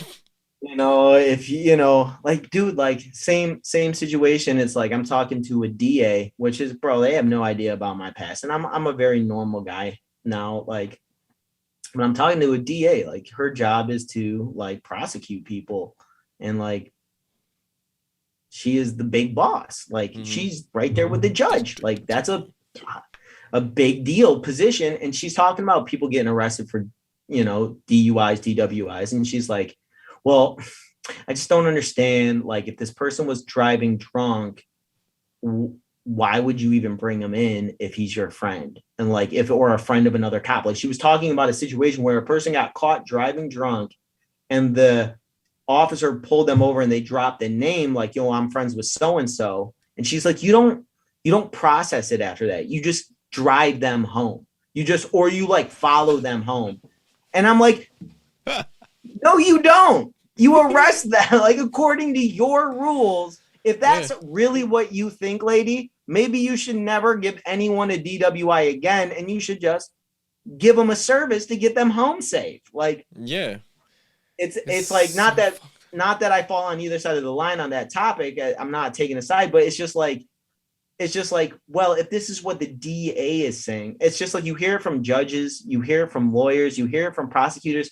It's not about the crime in 90% of the cases. It's just about, like, how is it presented to them and how they have to proceed. Like, dude, the judge like, my judge, by the way, like, white privilege is real. But when I went, dude, especially in the justice system, like, that's where it's the most real shit, bro. I had the worst luck ever. I get in there, bro, I'm going to look at 5 years. I get in front of the judge. I'm like, all right, white privilege about to kick in. Black judge. Oh no, this just backfired. I was like, he doesn't gonna take it out. He's not gonna be nice to me, dude. In the courtroom, the prosecutor and my lawyer and the judge, they're like, what have you been doing with yourself all this time? And then he starts reading my file. He's like, it says here you're a break dancer who sells weed. Is that right? And I was like, yeah, that's right. And he's like, I thought I had the wrong guy for a second. Like, and dude, he said it out loud. He laughed. The prosecutor laughed, and my lawyer, and they're all shaking their head looking at me, and I'm like, we're supposed to take this seriously, guys. Like, guys, come on. Like, okay, like, now I get off, right? Because the I'm good, right? Like, I'm exactly. And like, it's weird how, like, your relationships with people in life give you privy to information that you wouldn't have been able to know or acquire otherwise. So it was a funny moment. They all laughed at me. I was embarrassed. I'm like, this is what they summed my life up to. I'm a breakdancing weed dealer who's white. And like, that's what I'm being judged on. And it's supposed to be a bad thing. And you're just like, this is crazy. And anyways, my friend, when I was going to school, like, he was my tutor. He's a black dude. He's older. He's a PhD. He's fucking super smart. And like, he's a straight up Rasta, like, weed head. And like, so he's a guy that I actually do want to do a podcast with. And I want to call it like, my name's TJV, like TJ Veith is my name. But anyways, it doesn't matter. TJV with a PhD on THC, because his whole like career is, like, he's one of the guys who, like, dude, the first cannabis labs in America, he was there. Like, he was one of the guys. He created a sex test for cannabis that, like, everyone uses now in the industry. Like, he's like a really weird dude that, like, I can't believe that I know, but like, but like, this dude's sister is a lawyer, and these people are like almost 60. You know what I mean? Like, they're older people. And he's like, yeah, he's like, what judge did you have? And I tell him the guy's name. He's like, oh, I know that guy. And I was like, how the fuck do you know that guy? He's like, well, my sister's a lawyer and he was her professor in college or whatever. And I was like, really? And he was like, did he give you a slap on the wrist for the weed? And I was like, he did. And he was like, yeah, you want to know why? And I was like, yeah. And he was like, because he doesn't fucking think weed should be illegal, dude. And I was like, really? He was like, yeah. He was fucking pissed because he showed up to give a lecture for, you know, her class. And he's like, I was there because like my sister was doing a project and she was using me as like a witness in like her like process in college. And he came late and he's like, I'm sorry I'm late. I'm never late, but I got a call last night. They woke me up for 150 pounds of weed. I had to go in, I had to sign a warrant. He's like, for fucking weed. And he was pissed that, and this is in like the 80s, bro. And he was like, this judge that sentenced me for weed was pissed that they woke him up for weed and that he had to do work in the middle of the night so they could get this raid on this weed because it was weed. He was like, it shouldn't even be a thing. Like, I shouldn't have been bothered about this. Yeah. And that's the guy who ended up getting my case. So it's like, at the end of the day, I got like, there was a lot of blessings, but like, and it changed my life for the better, but like still, dude, it was a traumatic experience. Like I don't wish on anybody, bro. Like I had fucking guns stuck in my face, automatic weapons. Like, bro, they arrested a ton of fucking people. It was bad. It was a weird time, all during Obama administration. And like, here's the thing about that is like, the reason why they did it is because Obama had promised to stop raids on like legal cannabis, because that's right when Colorado like decided to go rec and Cali was like medical, and like all these things were changing in our country. And Obama, so I got raided by the feds, so it's all under Obama administration. So like that's the one thing, like Obama's administration, maybe not him himself, they sign off on all that paperwork. So if the feds want to do like specific things, like they got to get the okay for it. And so they started raiding anyone who was dealing weed that could be connected to international drug smuggling. And like me being from Buffalo, like, dude, I could throw a rock and hit the water right now. Like you can see Canada from the roof of my house. Like I'm right there. I'm 5 minutes away from the Peace Bridge. And it's like, dude, all the weed came in. Like we weren't really getting weed from Cali or anything yet. Like that shit was starting to trickle over, but like, dude, Canada was supplying all of the weed in the country. Canada's two biggest exports. When I got arrested, dude, my lawyer, he shows up to the court case. He's like, what's going on? He's like, yeah. He's like, you want to hear something crazy? I was like, okay. And he was like, the two biggest exports in Canada, both legal and illegal, are weed and ecstasy. And I was like, that makes sense. And like, then it's the lumber. He's like the biggest, not like the biggest illegal exports, the biggest exports were two illegal drugs. And you're just like, dude, that is wild. Really but also living in Buffalo, you already knew that. Like, yeah, it's weird, dude. Like, it's a weird place to live, but yeah. So Obama fucking, dude, they raided all of the weed dealers, like within the first few months of his office. Like, sucked. Fucking sucked. Yeah. What was that? Like fucking 08?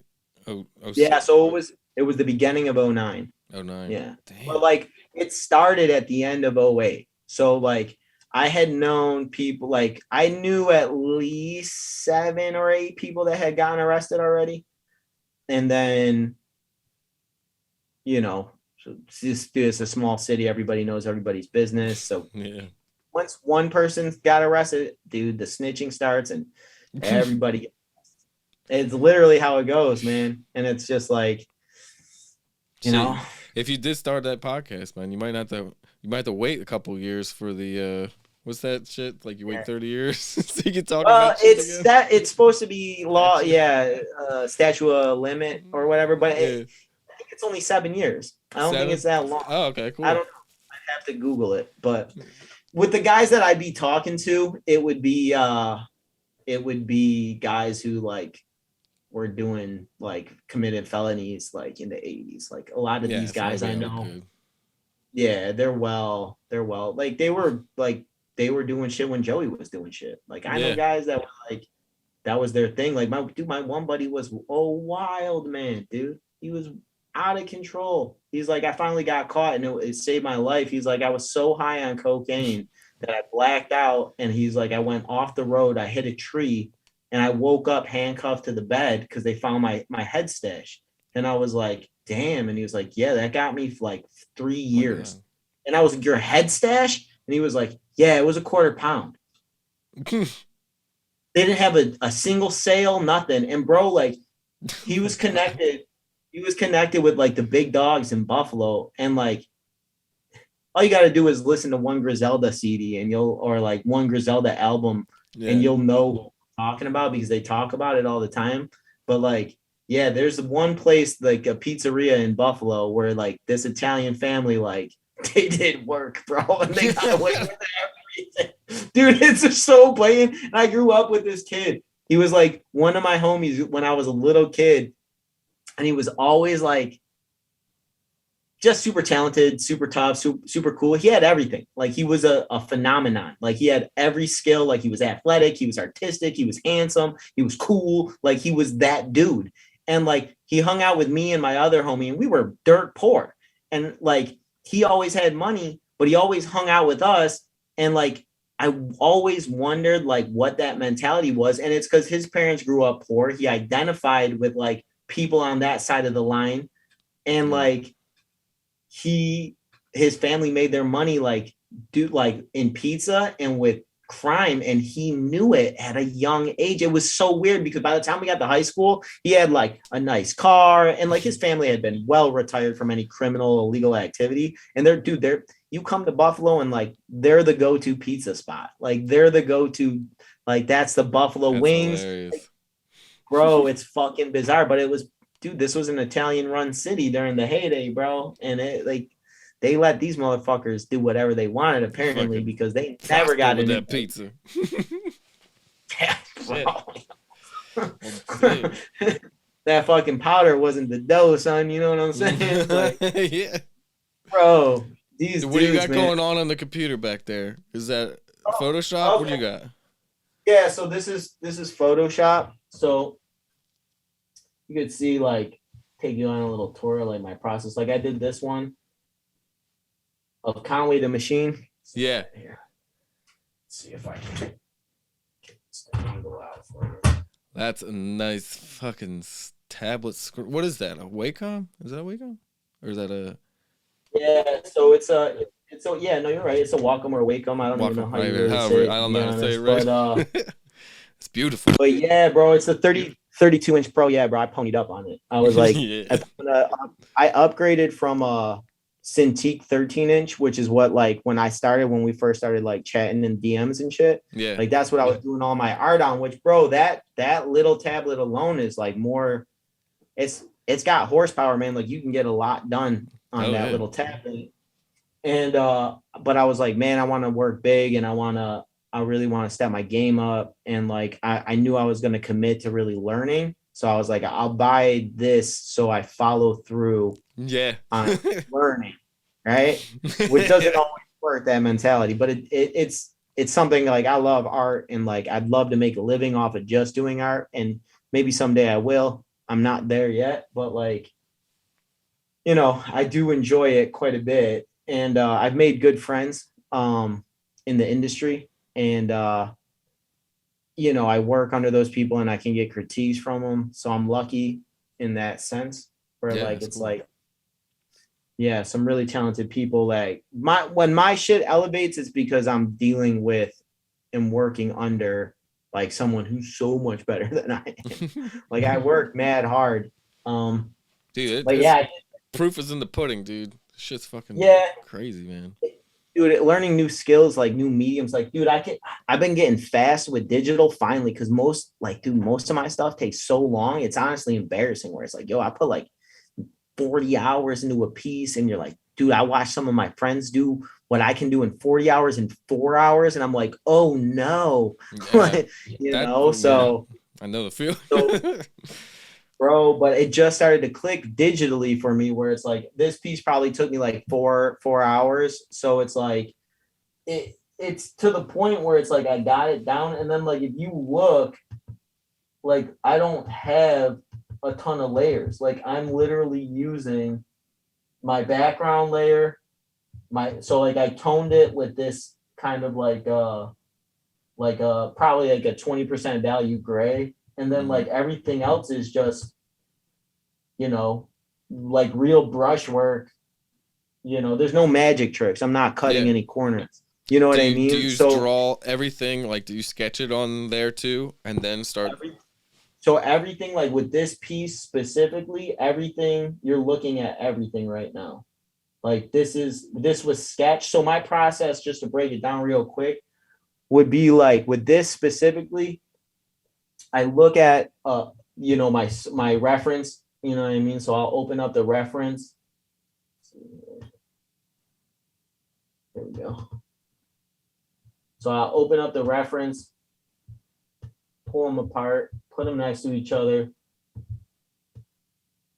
And then I'll block it out with angles. Like, so I'll look at his head and then I'll look at his head and I'll start getting a really rough outline that I'm not drawing anything inside. It's just a blank thing. And I'm just kind of carving shapes really. And then from there, I look comparatively to be like, all right, like on Conway specifically, like how does his proportions in his face relate to one another? So like I'll get like this measurement here from top of the eyebrows to top of the head, top of the eyebrows, it lines up perfectly with the bottom of his nose right here.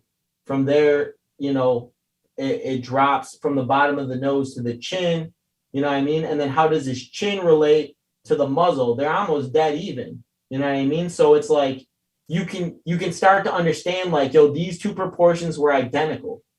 And then this proportion wasn't. So like it all of a sudden it goes, you know what I mean? It ends there, but then all of a sudden this proportion from the bottom of his beard actually lines up perfectly with his nose. So now you know that you have accurate proportions measured out representing this person's face. And it doesn't matter if I'm drawing big or small. Yeah. I just have to know that this matches this, matches this, and this matches this. And now I've just created 4 quadrants, and I can start to say, all right, like he's got sunglasses on, so we can't really measure his eyes, you know, and he's got Bell's palsy, so his face is kind of caricatured out anyways. Like it's naturally like that because of like the condition that he suffered. He got shot. This dude got shot in his head, and like, yeah, ate that shit and came back and it just kept rapping. Dude, he's from Buffalo, bro. He's a straight G. Like you're like, yo, I would never fuck with this dude ever. He's cool as fuck. Like I'd give him dap and be happy to meet him, but like I'm not starting no problems. And, bro, like that scar on his face, the bullet went through his face. You know what I mean? Like wild, bro. It's savage, man. He's one of the, and I don't know if you mess with hip hop or rap at all, but like he's one of the best bar for bar rappers alive right now. Like really? He's so good. Yeah. He's killing it, man. He was on Donda. He's been writing for Kanye, like ghostwriting for Kanye, like killing it, like doing big things in the industry. Like but yeah, it's dude being from a small place, man. Like that's everything. And they put Buffalo on their back, and they're like, yo, people don't know, like our city is wild. Like, you know what I mean? Like if you look at the murder rate per capita, New York does not compare. Like, dude, we were like right there with Detroit. Like we're right there with like Southside Chicago. Like, yeah, like Camden, New Jersey. Yeah, they were pretty big. Exactly. It's like these little places kind of get slept on, and you're like, it's almost like people got a chip on their shoulder or something to prove. I don't know what it is. We're like, better. But yeah, so, dude, but do you so you don't have many layers at all? You just use the same layer that you actually sketched on to start painting on? I used one layer on this one because it was just, this is just the sketch, man. Like I literally, wow. Yeah, I literally did it. If I get in close, like it's hard because my camera's not the greatest, but like I can send you screenshots. Like none of this is clean. Like it's all just real brush strokes. Like you can see a straight up doodle there.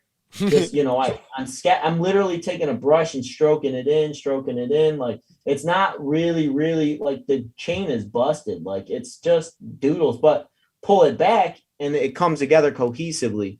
But Hell like yeah. if I show you older work, like there's mad layers, but now it's like I treat everything like I'm drawing on a piece of paper or I'm painting on a canvas because inevitably like that's really what I'm going to have to do to make original art anyways, and it's not conducive for me to cut corners because I could digitally and I have like, Yeah. and there's nothing wrong with that, by the way. It's just No. like for my skill set and like where I want to be as an artist, I need the time and the reps and the mileage to do it this way. And if I do it any other way, it's not going to be conducive to like behind me the easel. Like I can't bring Photoshop shortcuts to my easel. I can't bring Procreate shortcuts to my easel. It doesn't Yeah. work. It's true. So it's like that's kind of how I approach everything. I want to be able to put it on a piece of paper, and so I do like all of that stuff. Like you'll notice, like if you've been following my stories at all, like there was like actual paintings that I'm working on, and graphite drawings and stuff Yeah, a like lot of that. pen Like drawings and shit too. yeah, so it's like all that stuff is like stuff I'm working on where I'm not really that confident. Like my paintings, like I have a lot of technical application issues where it's like, man, I can do it in Photoshop, but a canvas and wet paint does not operate the same exact way No, as you have to don't. be way more meticulous with where you put what. And it's just that's where I'm at right now is like learning how to step back, take a breath, be patient, not be perfect. You know what I mean? And make all of the mistakes that you need to make to be a good painter. But I also feel like, hey man, like I can sell a Photoshop sketch for a lot less than what I can sell a real refined painting for. Like, so it's like I would honestly love to be not necessarily a gallery artist, but definitely an artist who could be in galleries. Yeah. Like I want that skill set. What I'm about just like that's selling like prints of that, like large, yeah. on Yes. canvas? So I played the print game and it's so hit or miss, man. A lot of artists like that I'm friends with have reached out and they're like, man, do you think I should do prints? And I'm usually like, no, Yeah, I because mean, like expensive, you, right?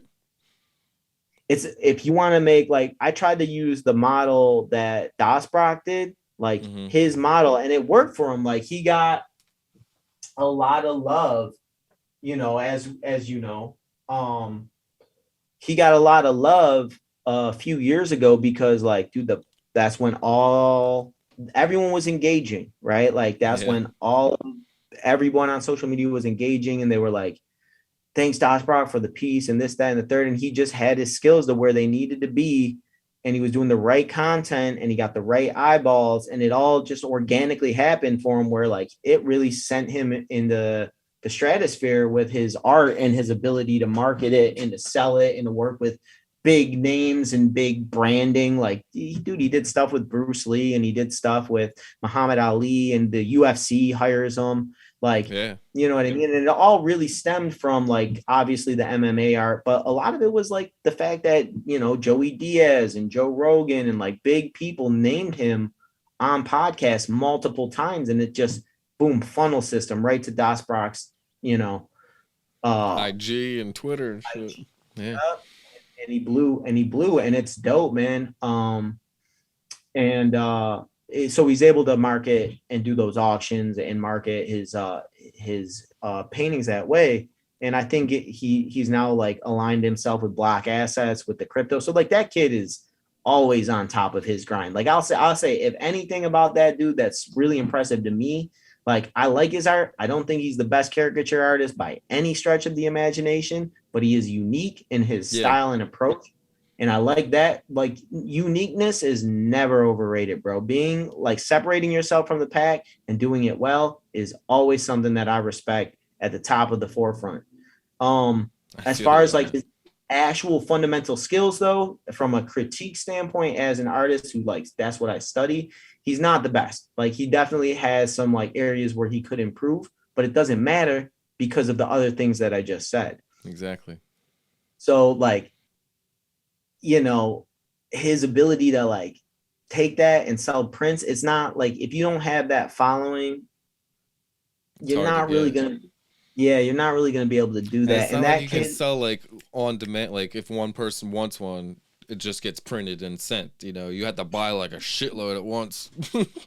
you can do very limited print runs and like for example, like his model is like the highest quality papers and inks. Like he doesn't like his stuff is expensive for a reason. Like Yeah, he's paying like 50% of the cost and he's shipping it and he had to paint that. So like to be honest, his artwork's really reasonably priced for what like you're getting. You're getting museum quality prints, you know. Justin Bua is another guy who's awesome, dope ass artist. Usually paints everything traditionally and then scans it, and then he does a and very sells those. similar print process as Das Brock. Um, and I tried that model, bro, and it just doesn't work for me. It's too hit or miss. Like I did the Rogan Alien DMT Alien, and that shit killed because he shared it. And Yeah. everyone was like, yo, you gotta get prints of this. And I did, and it went really well. And I printed them on acid and everything. Like, bro, I have blank blotters. And you can What? dose them. I'm like, yo, you do whatever you want with these. It's not drugs now, but if you want to make it, bro, and I'll be honest, dude, I had some guys who ordered a lot of those, and I'm like, well, we know what you're doing. Like, you know what I mean? Like, That's uh, hilarious. it's fucking. I like that. Like, that's something I will continue doing just because of the nostalgia of it for me in my life, and like. It's cheap, it's not expensive, so it's like I can sit on the product and it will sell, and it's just cool. Like I give them, I'll mail you one right now, bro. You want Fuck one? Like, yeah. yeah, dude, it's funny. It's dope art though. Like you're like, yo, this is a sheet of blotter. Oh my god, is that Rogan with the DMT alien? Like this is the shit. I don't think Like I want to it's eat this. fucking yeah, bro. People ate it, dude. I'll tell you what. But yeah, man. So I'm gonna keep doing shit like that. But it's like for that model to work, bro, you really need to be able to market yourself. And it's like, how do you do that right now? And dude, to be fair, like there's so much controversy around the shit that I was drawing that I love to draw. It's like it's not really good, bro. I posted that video of Rogan not being racist, and dude, like the amount of people who were mad, it was crazy. Dude, It's like, it's such a fucking weird thing, man, because I mean, I've seen it before. Like I've known it was there, you know. oh, the Like videos, yeah, I've the seen all videos that and shit. shit, you know. But I Yeah, knew I knew the context of all of them yeah, and the fact that yeah, he's a fucking comedian. But like yeah. just a couple months ago, I'd be like, people would be like, where do you work? I'm like, oh, I work for Rogan and Joe Diaz. And now it's like, oh, Joe Rogan. Yeah, Or yeah, Joe yeah. I Rogan. don't give a shit, bro. I am No, I the don't care least either. racist motherfucker on earth, dude. And I mean, like, the reality is, man, like, you look at my life for 1 second on paper and you're like, oh, this dude's black. Like, and I'm not saying that to say it, like, just look like, bro, they looked at my paperwork in the courthouse and they were like, do we have the right guy? Like, it's one of those things. Like, I grew up in a black community. Like, I love like my community, and like that's like how I like identified as a teenager to into my adult life, like not as a black man obviously, but as a hip hop head who loves the culture. I taught the culture for a living. Like I literally went to schools and taught kids how hip hop started and like why it's important and like what it means and what the art form is and how like all this stuff that I'm very passionate about. And like, bro, it blows my mind how easily manipulated people are when they don't know they're being manipulated. It's like the real racism and what like that whole Rogan debacle was like, yo, if you're black, I'll never tell you how to feel like about slavery or racism. That's not my place. And that's, you know what I mean? It's Yeah. just not a point of contention that I want to even engage in.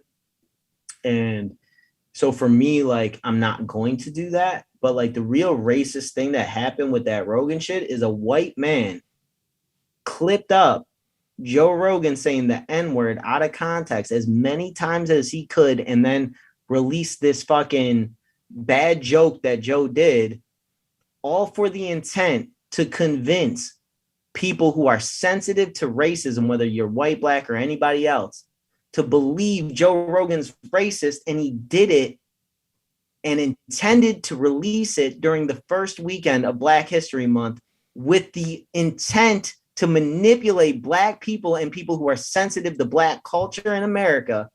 That's the most racist shit about the whole thing. It's like, yo, he used everything you're passionate and compassionate about against you to make you tunnel vision on this guy who, as it's been put to me by like far left people that I'm friends with, he's problematic.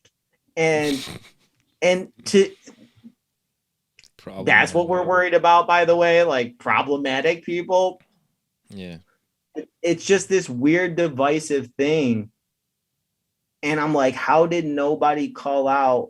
Like, how are you guys not being like, yo, why am I seeing this right now? Why is it being real? How come no one asked any questions? And then like, thank God, like Charlemagne actually like, and like Godfrey, like those two dudes, like who I don't agree with everything they say all the time, as I don't with Joe Rogan or anybody. Yeah. But like they really hit it on the head. Like Charlemagne was like, bro, what he said was racist with the joke about Planet of the Apes. But he's like, does that mean he is racist? He's like, I don't think so, man. He's like, back in the day, I would call people gay, but I wasn't referring to homosexuals. And he's like, was that homophobic? Technically, yeah, it was. He's like, am I a homophobe? He's like, not at all.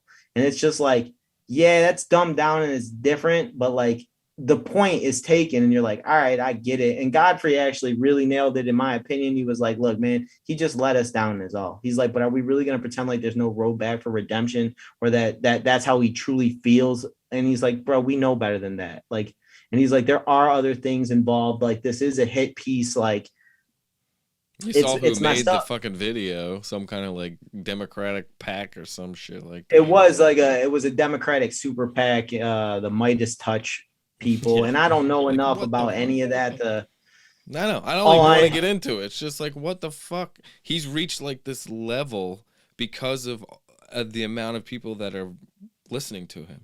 That he just has so much of an influence. They just need to get him the fuck out of there. Yeah, and he when like my friend was like, and she is my friend, like I do like this person, and like when she was like, he's problematic, again, it's like, I'm not gonna sit here and try to get you to think another way. I'm not gonna sit here and blindly defend Joe. I don't know him personally. Like I'll say this, man, for a guy with his reach, with his fame, with his money, like he was rich before, but now he's fucking paid. And bro, after all of that, that dude slipped into my DMs on some humble, like, yo, man, you're really talented, bro. And I was just like, what the fuck? Like I had to double click on the name to make sure it was real. You know what I mean? And I knew he was this guy because I know you and I know other people that have worked with him, and they're all like, yo, he is the nicest guy and like just a cool ass humble person. And it's like, bro, yo, does Oprah do that to her? No, nobody does that. Like, that's how you know, like, this dude is rooted in reality. Like, it's important to him to be humble and to appreciate people who appreciate him, and he appreciates art, and it's just dope. And it's just like, for me, it kind of hurts my feelings. I'm like, yo, like, you guys are like saying wild shit about a guy like he's like some bigot, and he's not. And I just don't like, it's a weird conversation to be having. And even if you leave the race shit out of it, like, dude, like, I know my friend is like, she's like, he's problematic because he brings up trans stuff, and it's like, he's not transphobic. No, like, he works in the MMA where they're dealing with that topic right now. You know? And it's one of those things where it's like they hear snippets, one sentence, and then it's actually misquoted. And that's how they formulate their opinion, but they don't like the content or care about any of it enough to actually go fact check their bias. Right. And then it's like, bro, if you listened, you would know immediately where he stands. And you could actually, if you wanted to judge him based on his actual opinions, you could, but you're not even willing to do the work to do that. And that's where, like, I lose respect for you.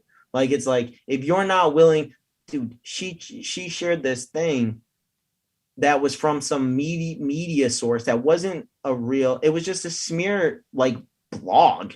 And like, they were talking about last time all the comedians were on, when like Shane Gillis was on and Ari was on and Mark Norman was on, and it's wild. And they said a ton of wild shit out of context that sounds terrible. And she was like, yeah, this is what I'm talking about. And I read the article and I'm like, yo, like it was like they're being disparaging to like the Jewish community, and they're anti-Semitic rant and this, that, and the third. They quoted Ari Shafir. I know. Like, do you And know I'm who like, you're talking about? The Flying Jew. eggs. He's not only is he Jewish, like he did the school. He decided to not be part of the religion. When he makes a Holocaust joke, it's kind of like he's at liberty to do it because his dad was in the Holocaust and has the tattoo. Like we put this into context, and I told her that, and I'm like, you do realize like the person they're talking about, he's like the direct descendant of like a Holocaust survivor, like not like his grandpa, like his dad. And she was like, oh, I mean, I just don't know. I just don't care. And it's like, yo, like you are like the problem. Like when you say problematic, I'm like, this is problematic. You are steering people as the worst kind of people when they're not. And it's like, that's not justice. That's not fair. That's not how you get to the root of a problem and get everyone to love and understand each other. I'm like, that's why you gotta just move on from it. That's what I do. Kind of ignore the motherfuckers that are doing that kind of shit and talking like that. Like, I just want the world to go back to like resemblance of normalcy. Like, can we just like, bro, like I got to see Segura the other day. Oh God, it was great. I was like, finally, I feel like, thank you, bro. I like could take a deep breath. And here's how sad it's been in Buffalo for me. Like, dude, all my friends are married and have kids. They don't have time to go out. Bro, when I saw Segura pop up on my Insta, like he marketed towards the region or whatever. So, and I follow him, it popped up. He follows me too, no big deal. But like, no big deal. When he popped up, I was like, I'm there. I thought about who can I bring? I'm like, yo, you ain't got a girl in your life. You know, you haven't been going out. Like, your friends are moving away or married or busy. Or I'm like, bro, I just bought a ticket. I'm like, I'm getting high and I'm going alone. Like, that's where I'm at. Like in LA, I have more friends willing to go out and do shit in LA than I do in Buffalo. And there's not a lot of people in LA that I'm friends with. Like, it just speaks volumes about where I'm at. I'm like, yo, I've been here for 2 years. I gotta get the fuck out of here, dude. Like, yeah, man. If it's not LA, then maybe somewhere, less cold. I would. Yeah. Well, I mean, I really want to do a vacation to Austin, Yeah.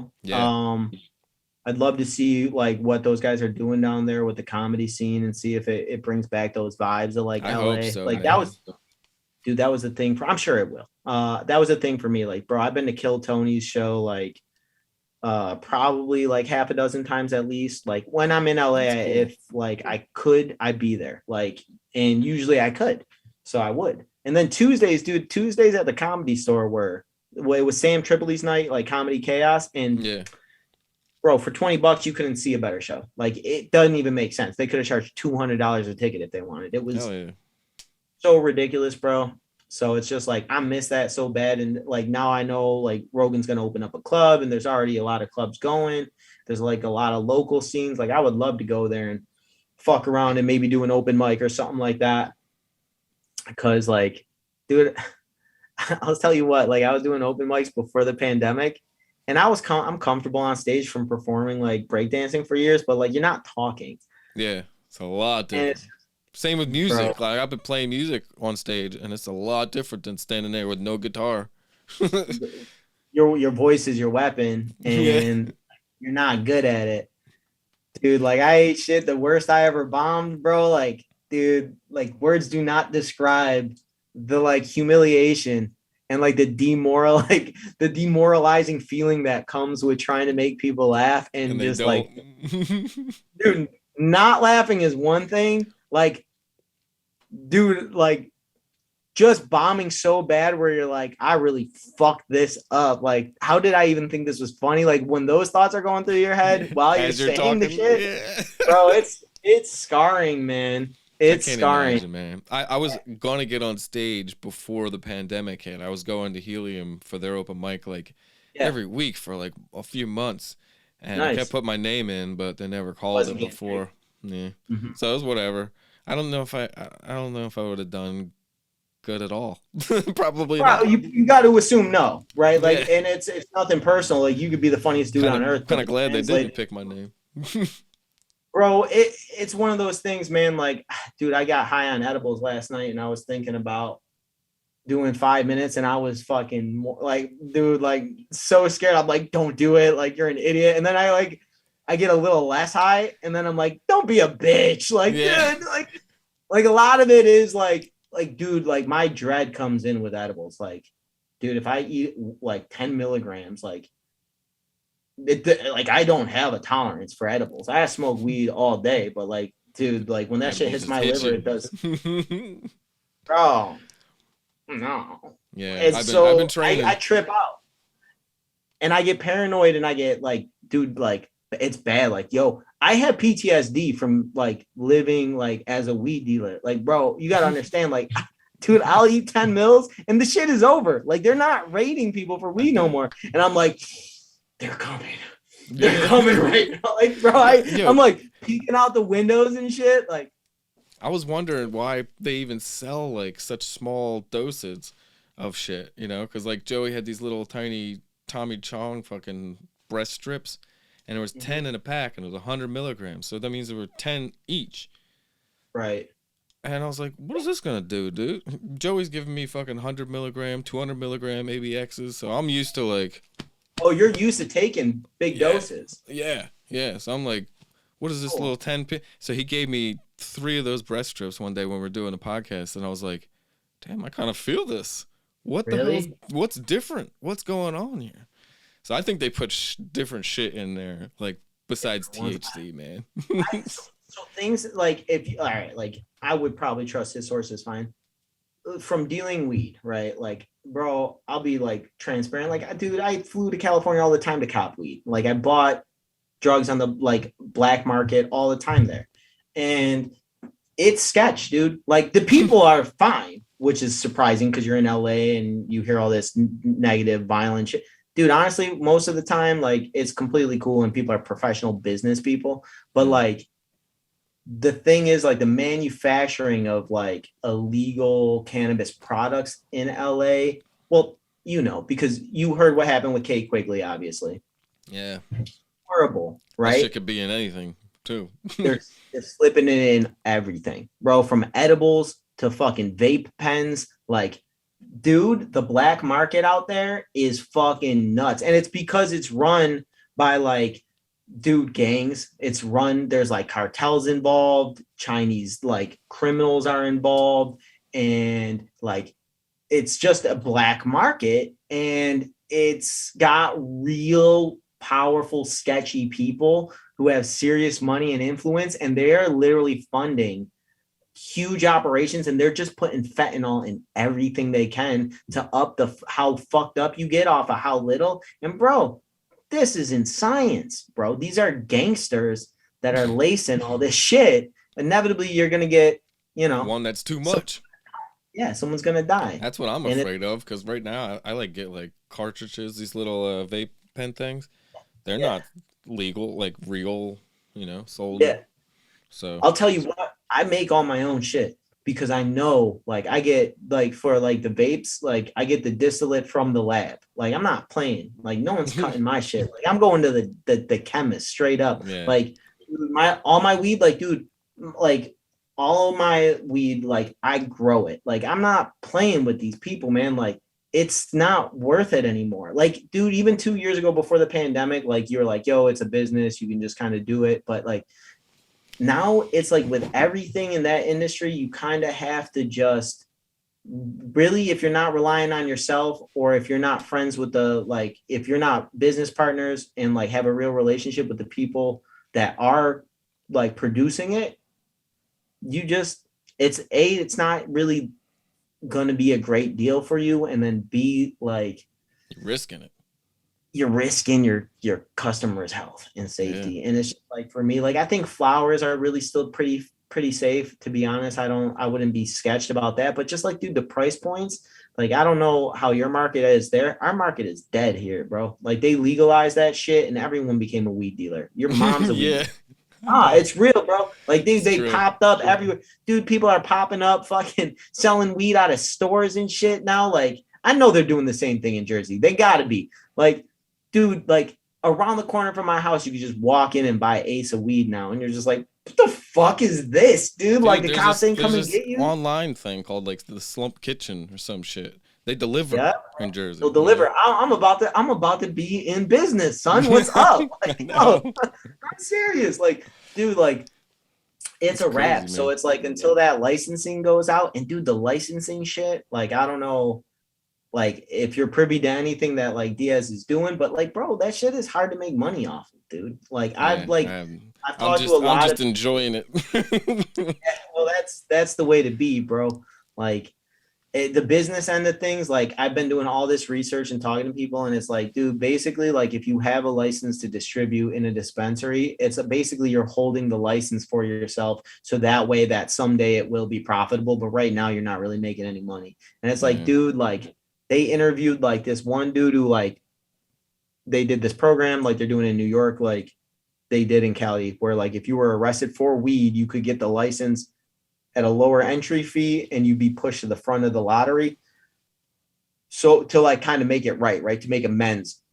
And like this guy got it and they interviewed him and they're like, so how's it going? Like, he's like, I had to put up 30K, which is nothing out there. Like, it's Yeah. like the entry fee here in New York is you need 250K in the bank to start. And like, you need 10 grand non-refundable. And it's like, so you need Jesus $250,000 to get Christ. started. Yeah, bro, like they make it that it's all a scam. It's all for like the people who lobbied to keep it illegal can now buy in and they can make their money off of it. But like, it was more profitable to just keep it illegal. So they lobbied to do that until like it spilt over and they couldn't keep it illegal anymore. It's like, it's all a scam. Oh So shit. Oh shit. We've been on here for 2 hours. You know that? yeah, I just My looked at the machine clock, just said you got like 1 minute left before it stops recording.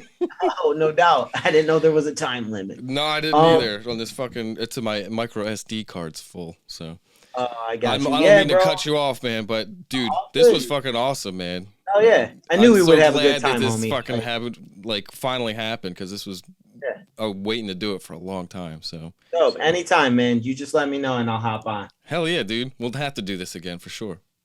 All right, dude, I appreciate you, brother. All right, brother. I'll hit you up. I'll tag you tomorrow. Hopefully, I'm gonna stay up and work on it tonight. So Yeah, well, whenever you it's up in the ready, hit morning. me up, send it to me, and I'll promote it as well. all right, So, brother. Thank you. my guy. All right, Later, brother. dude. Peace. Peace.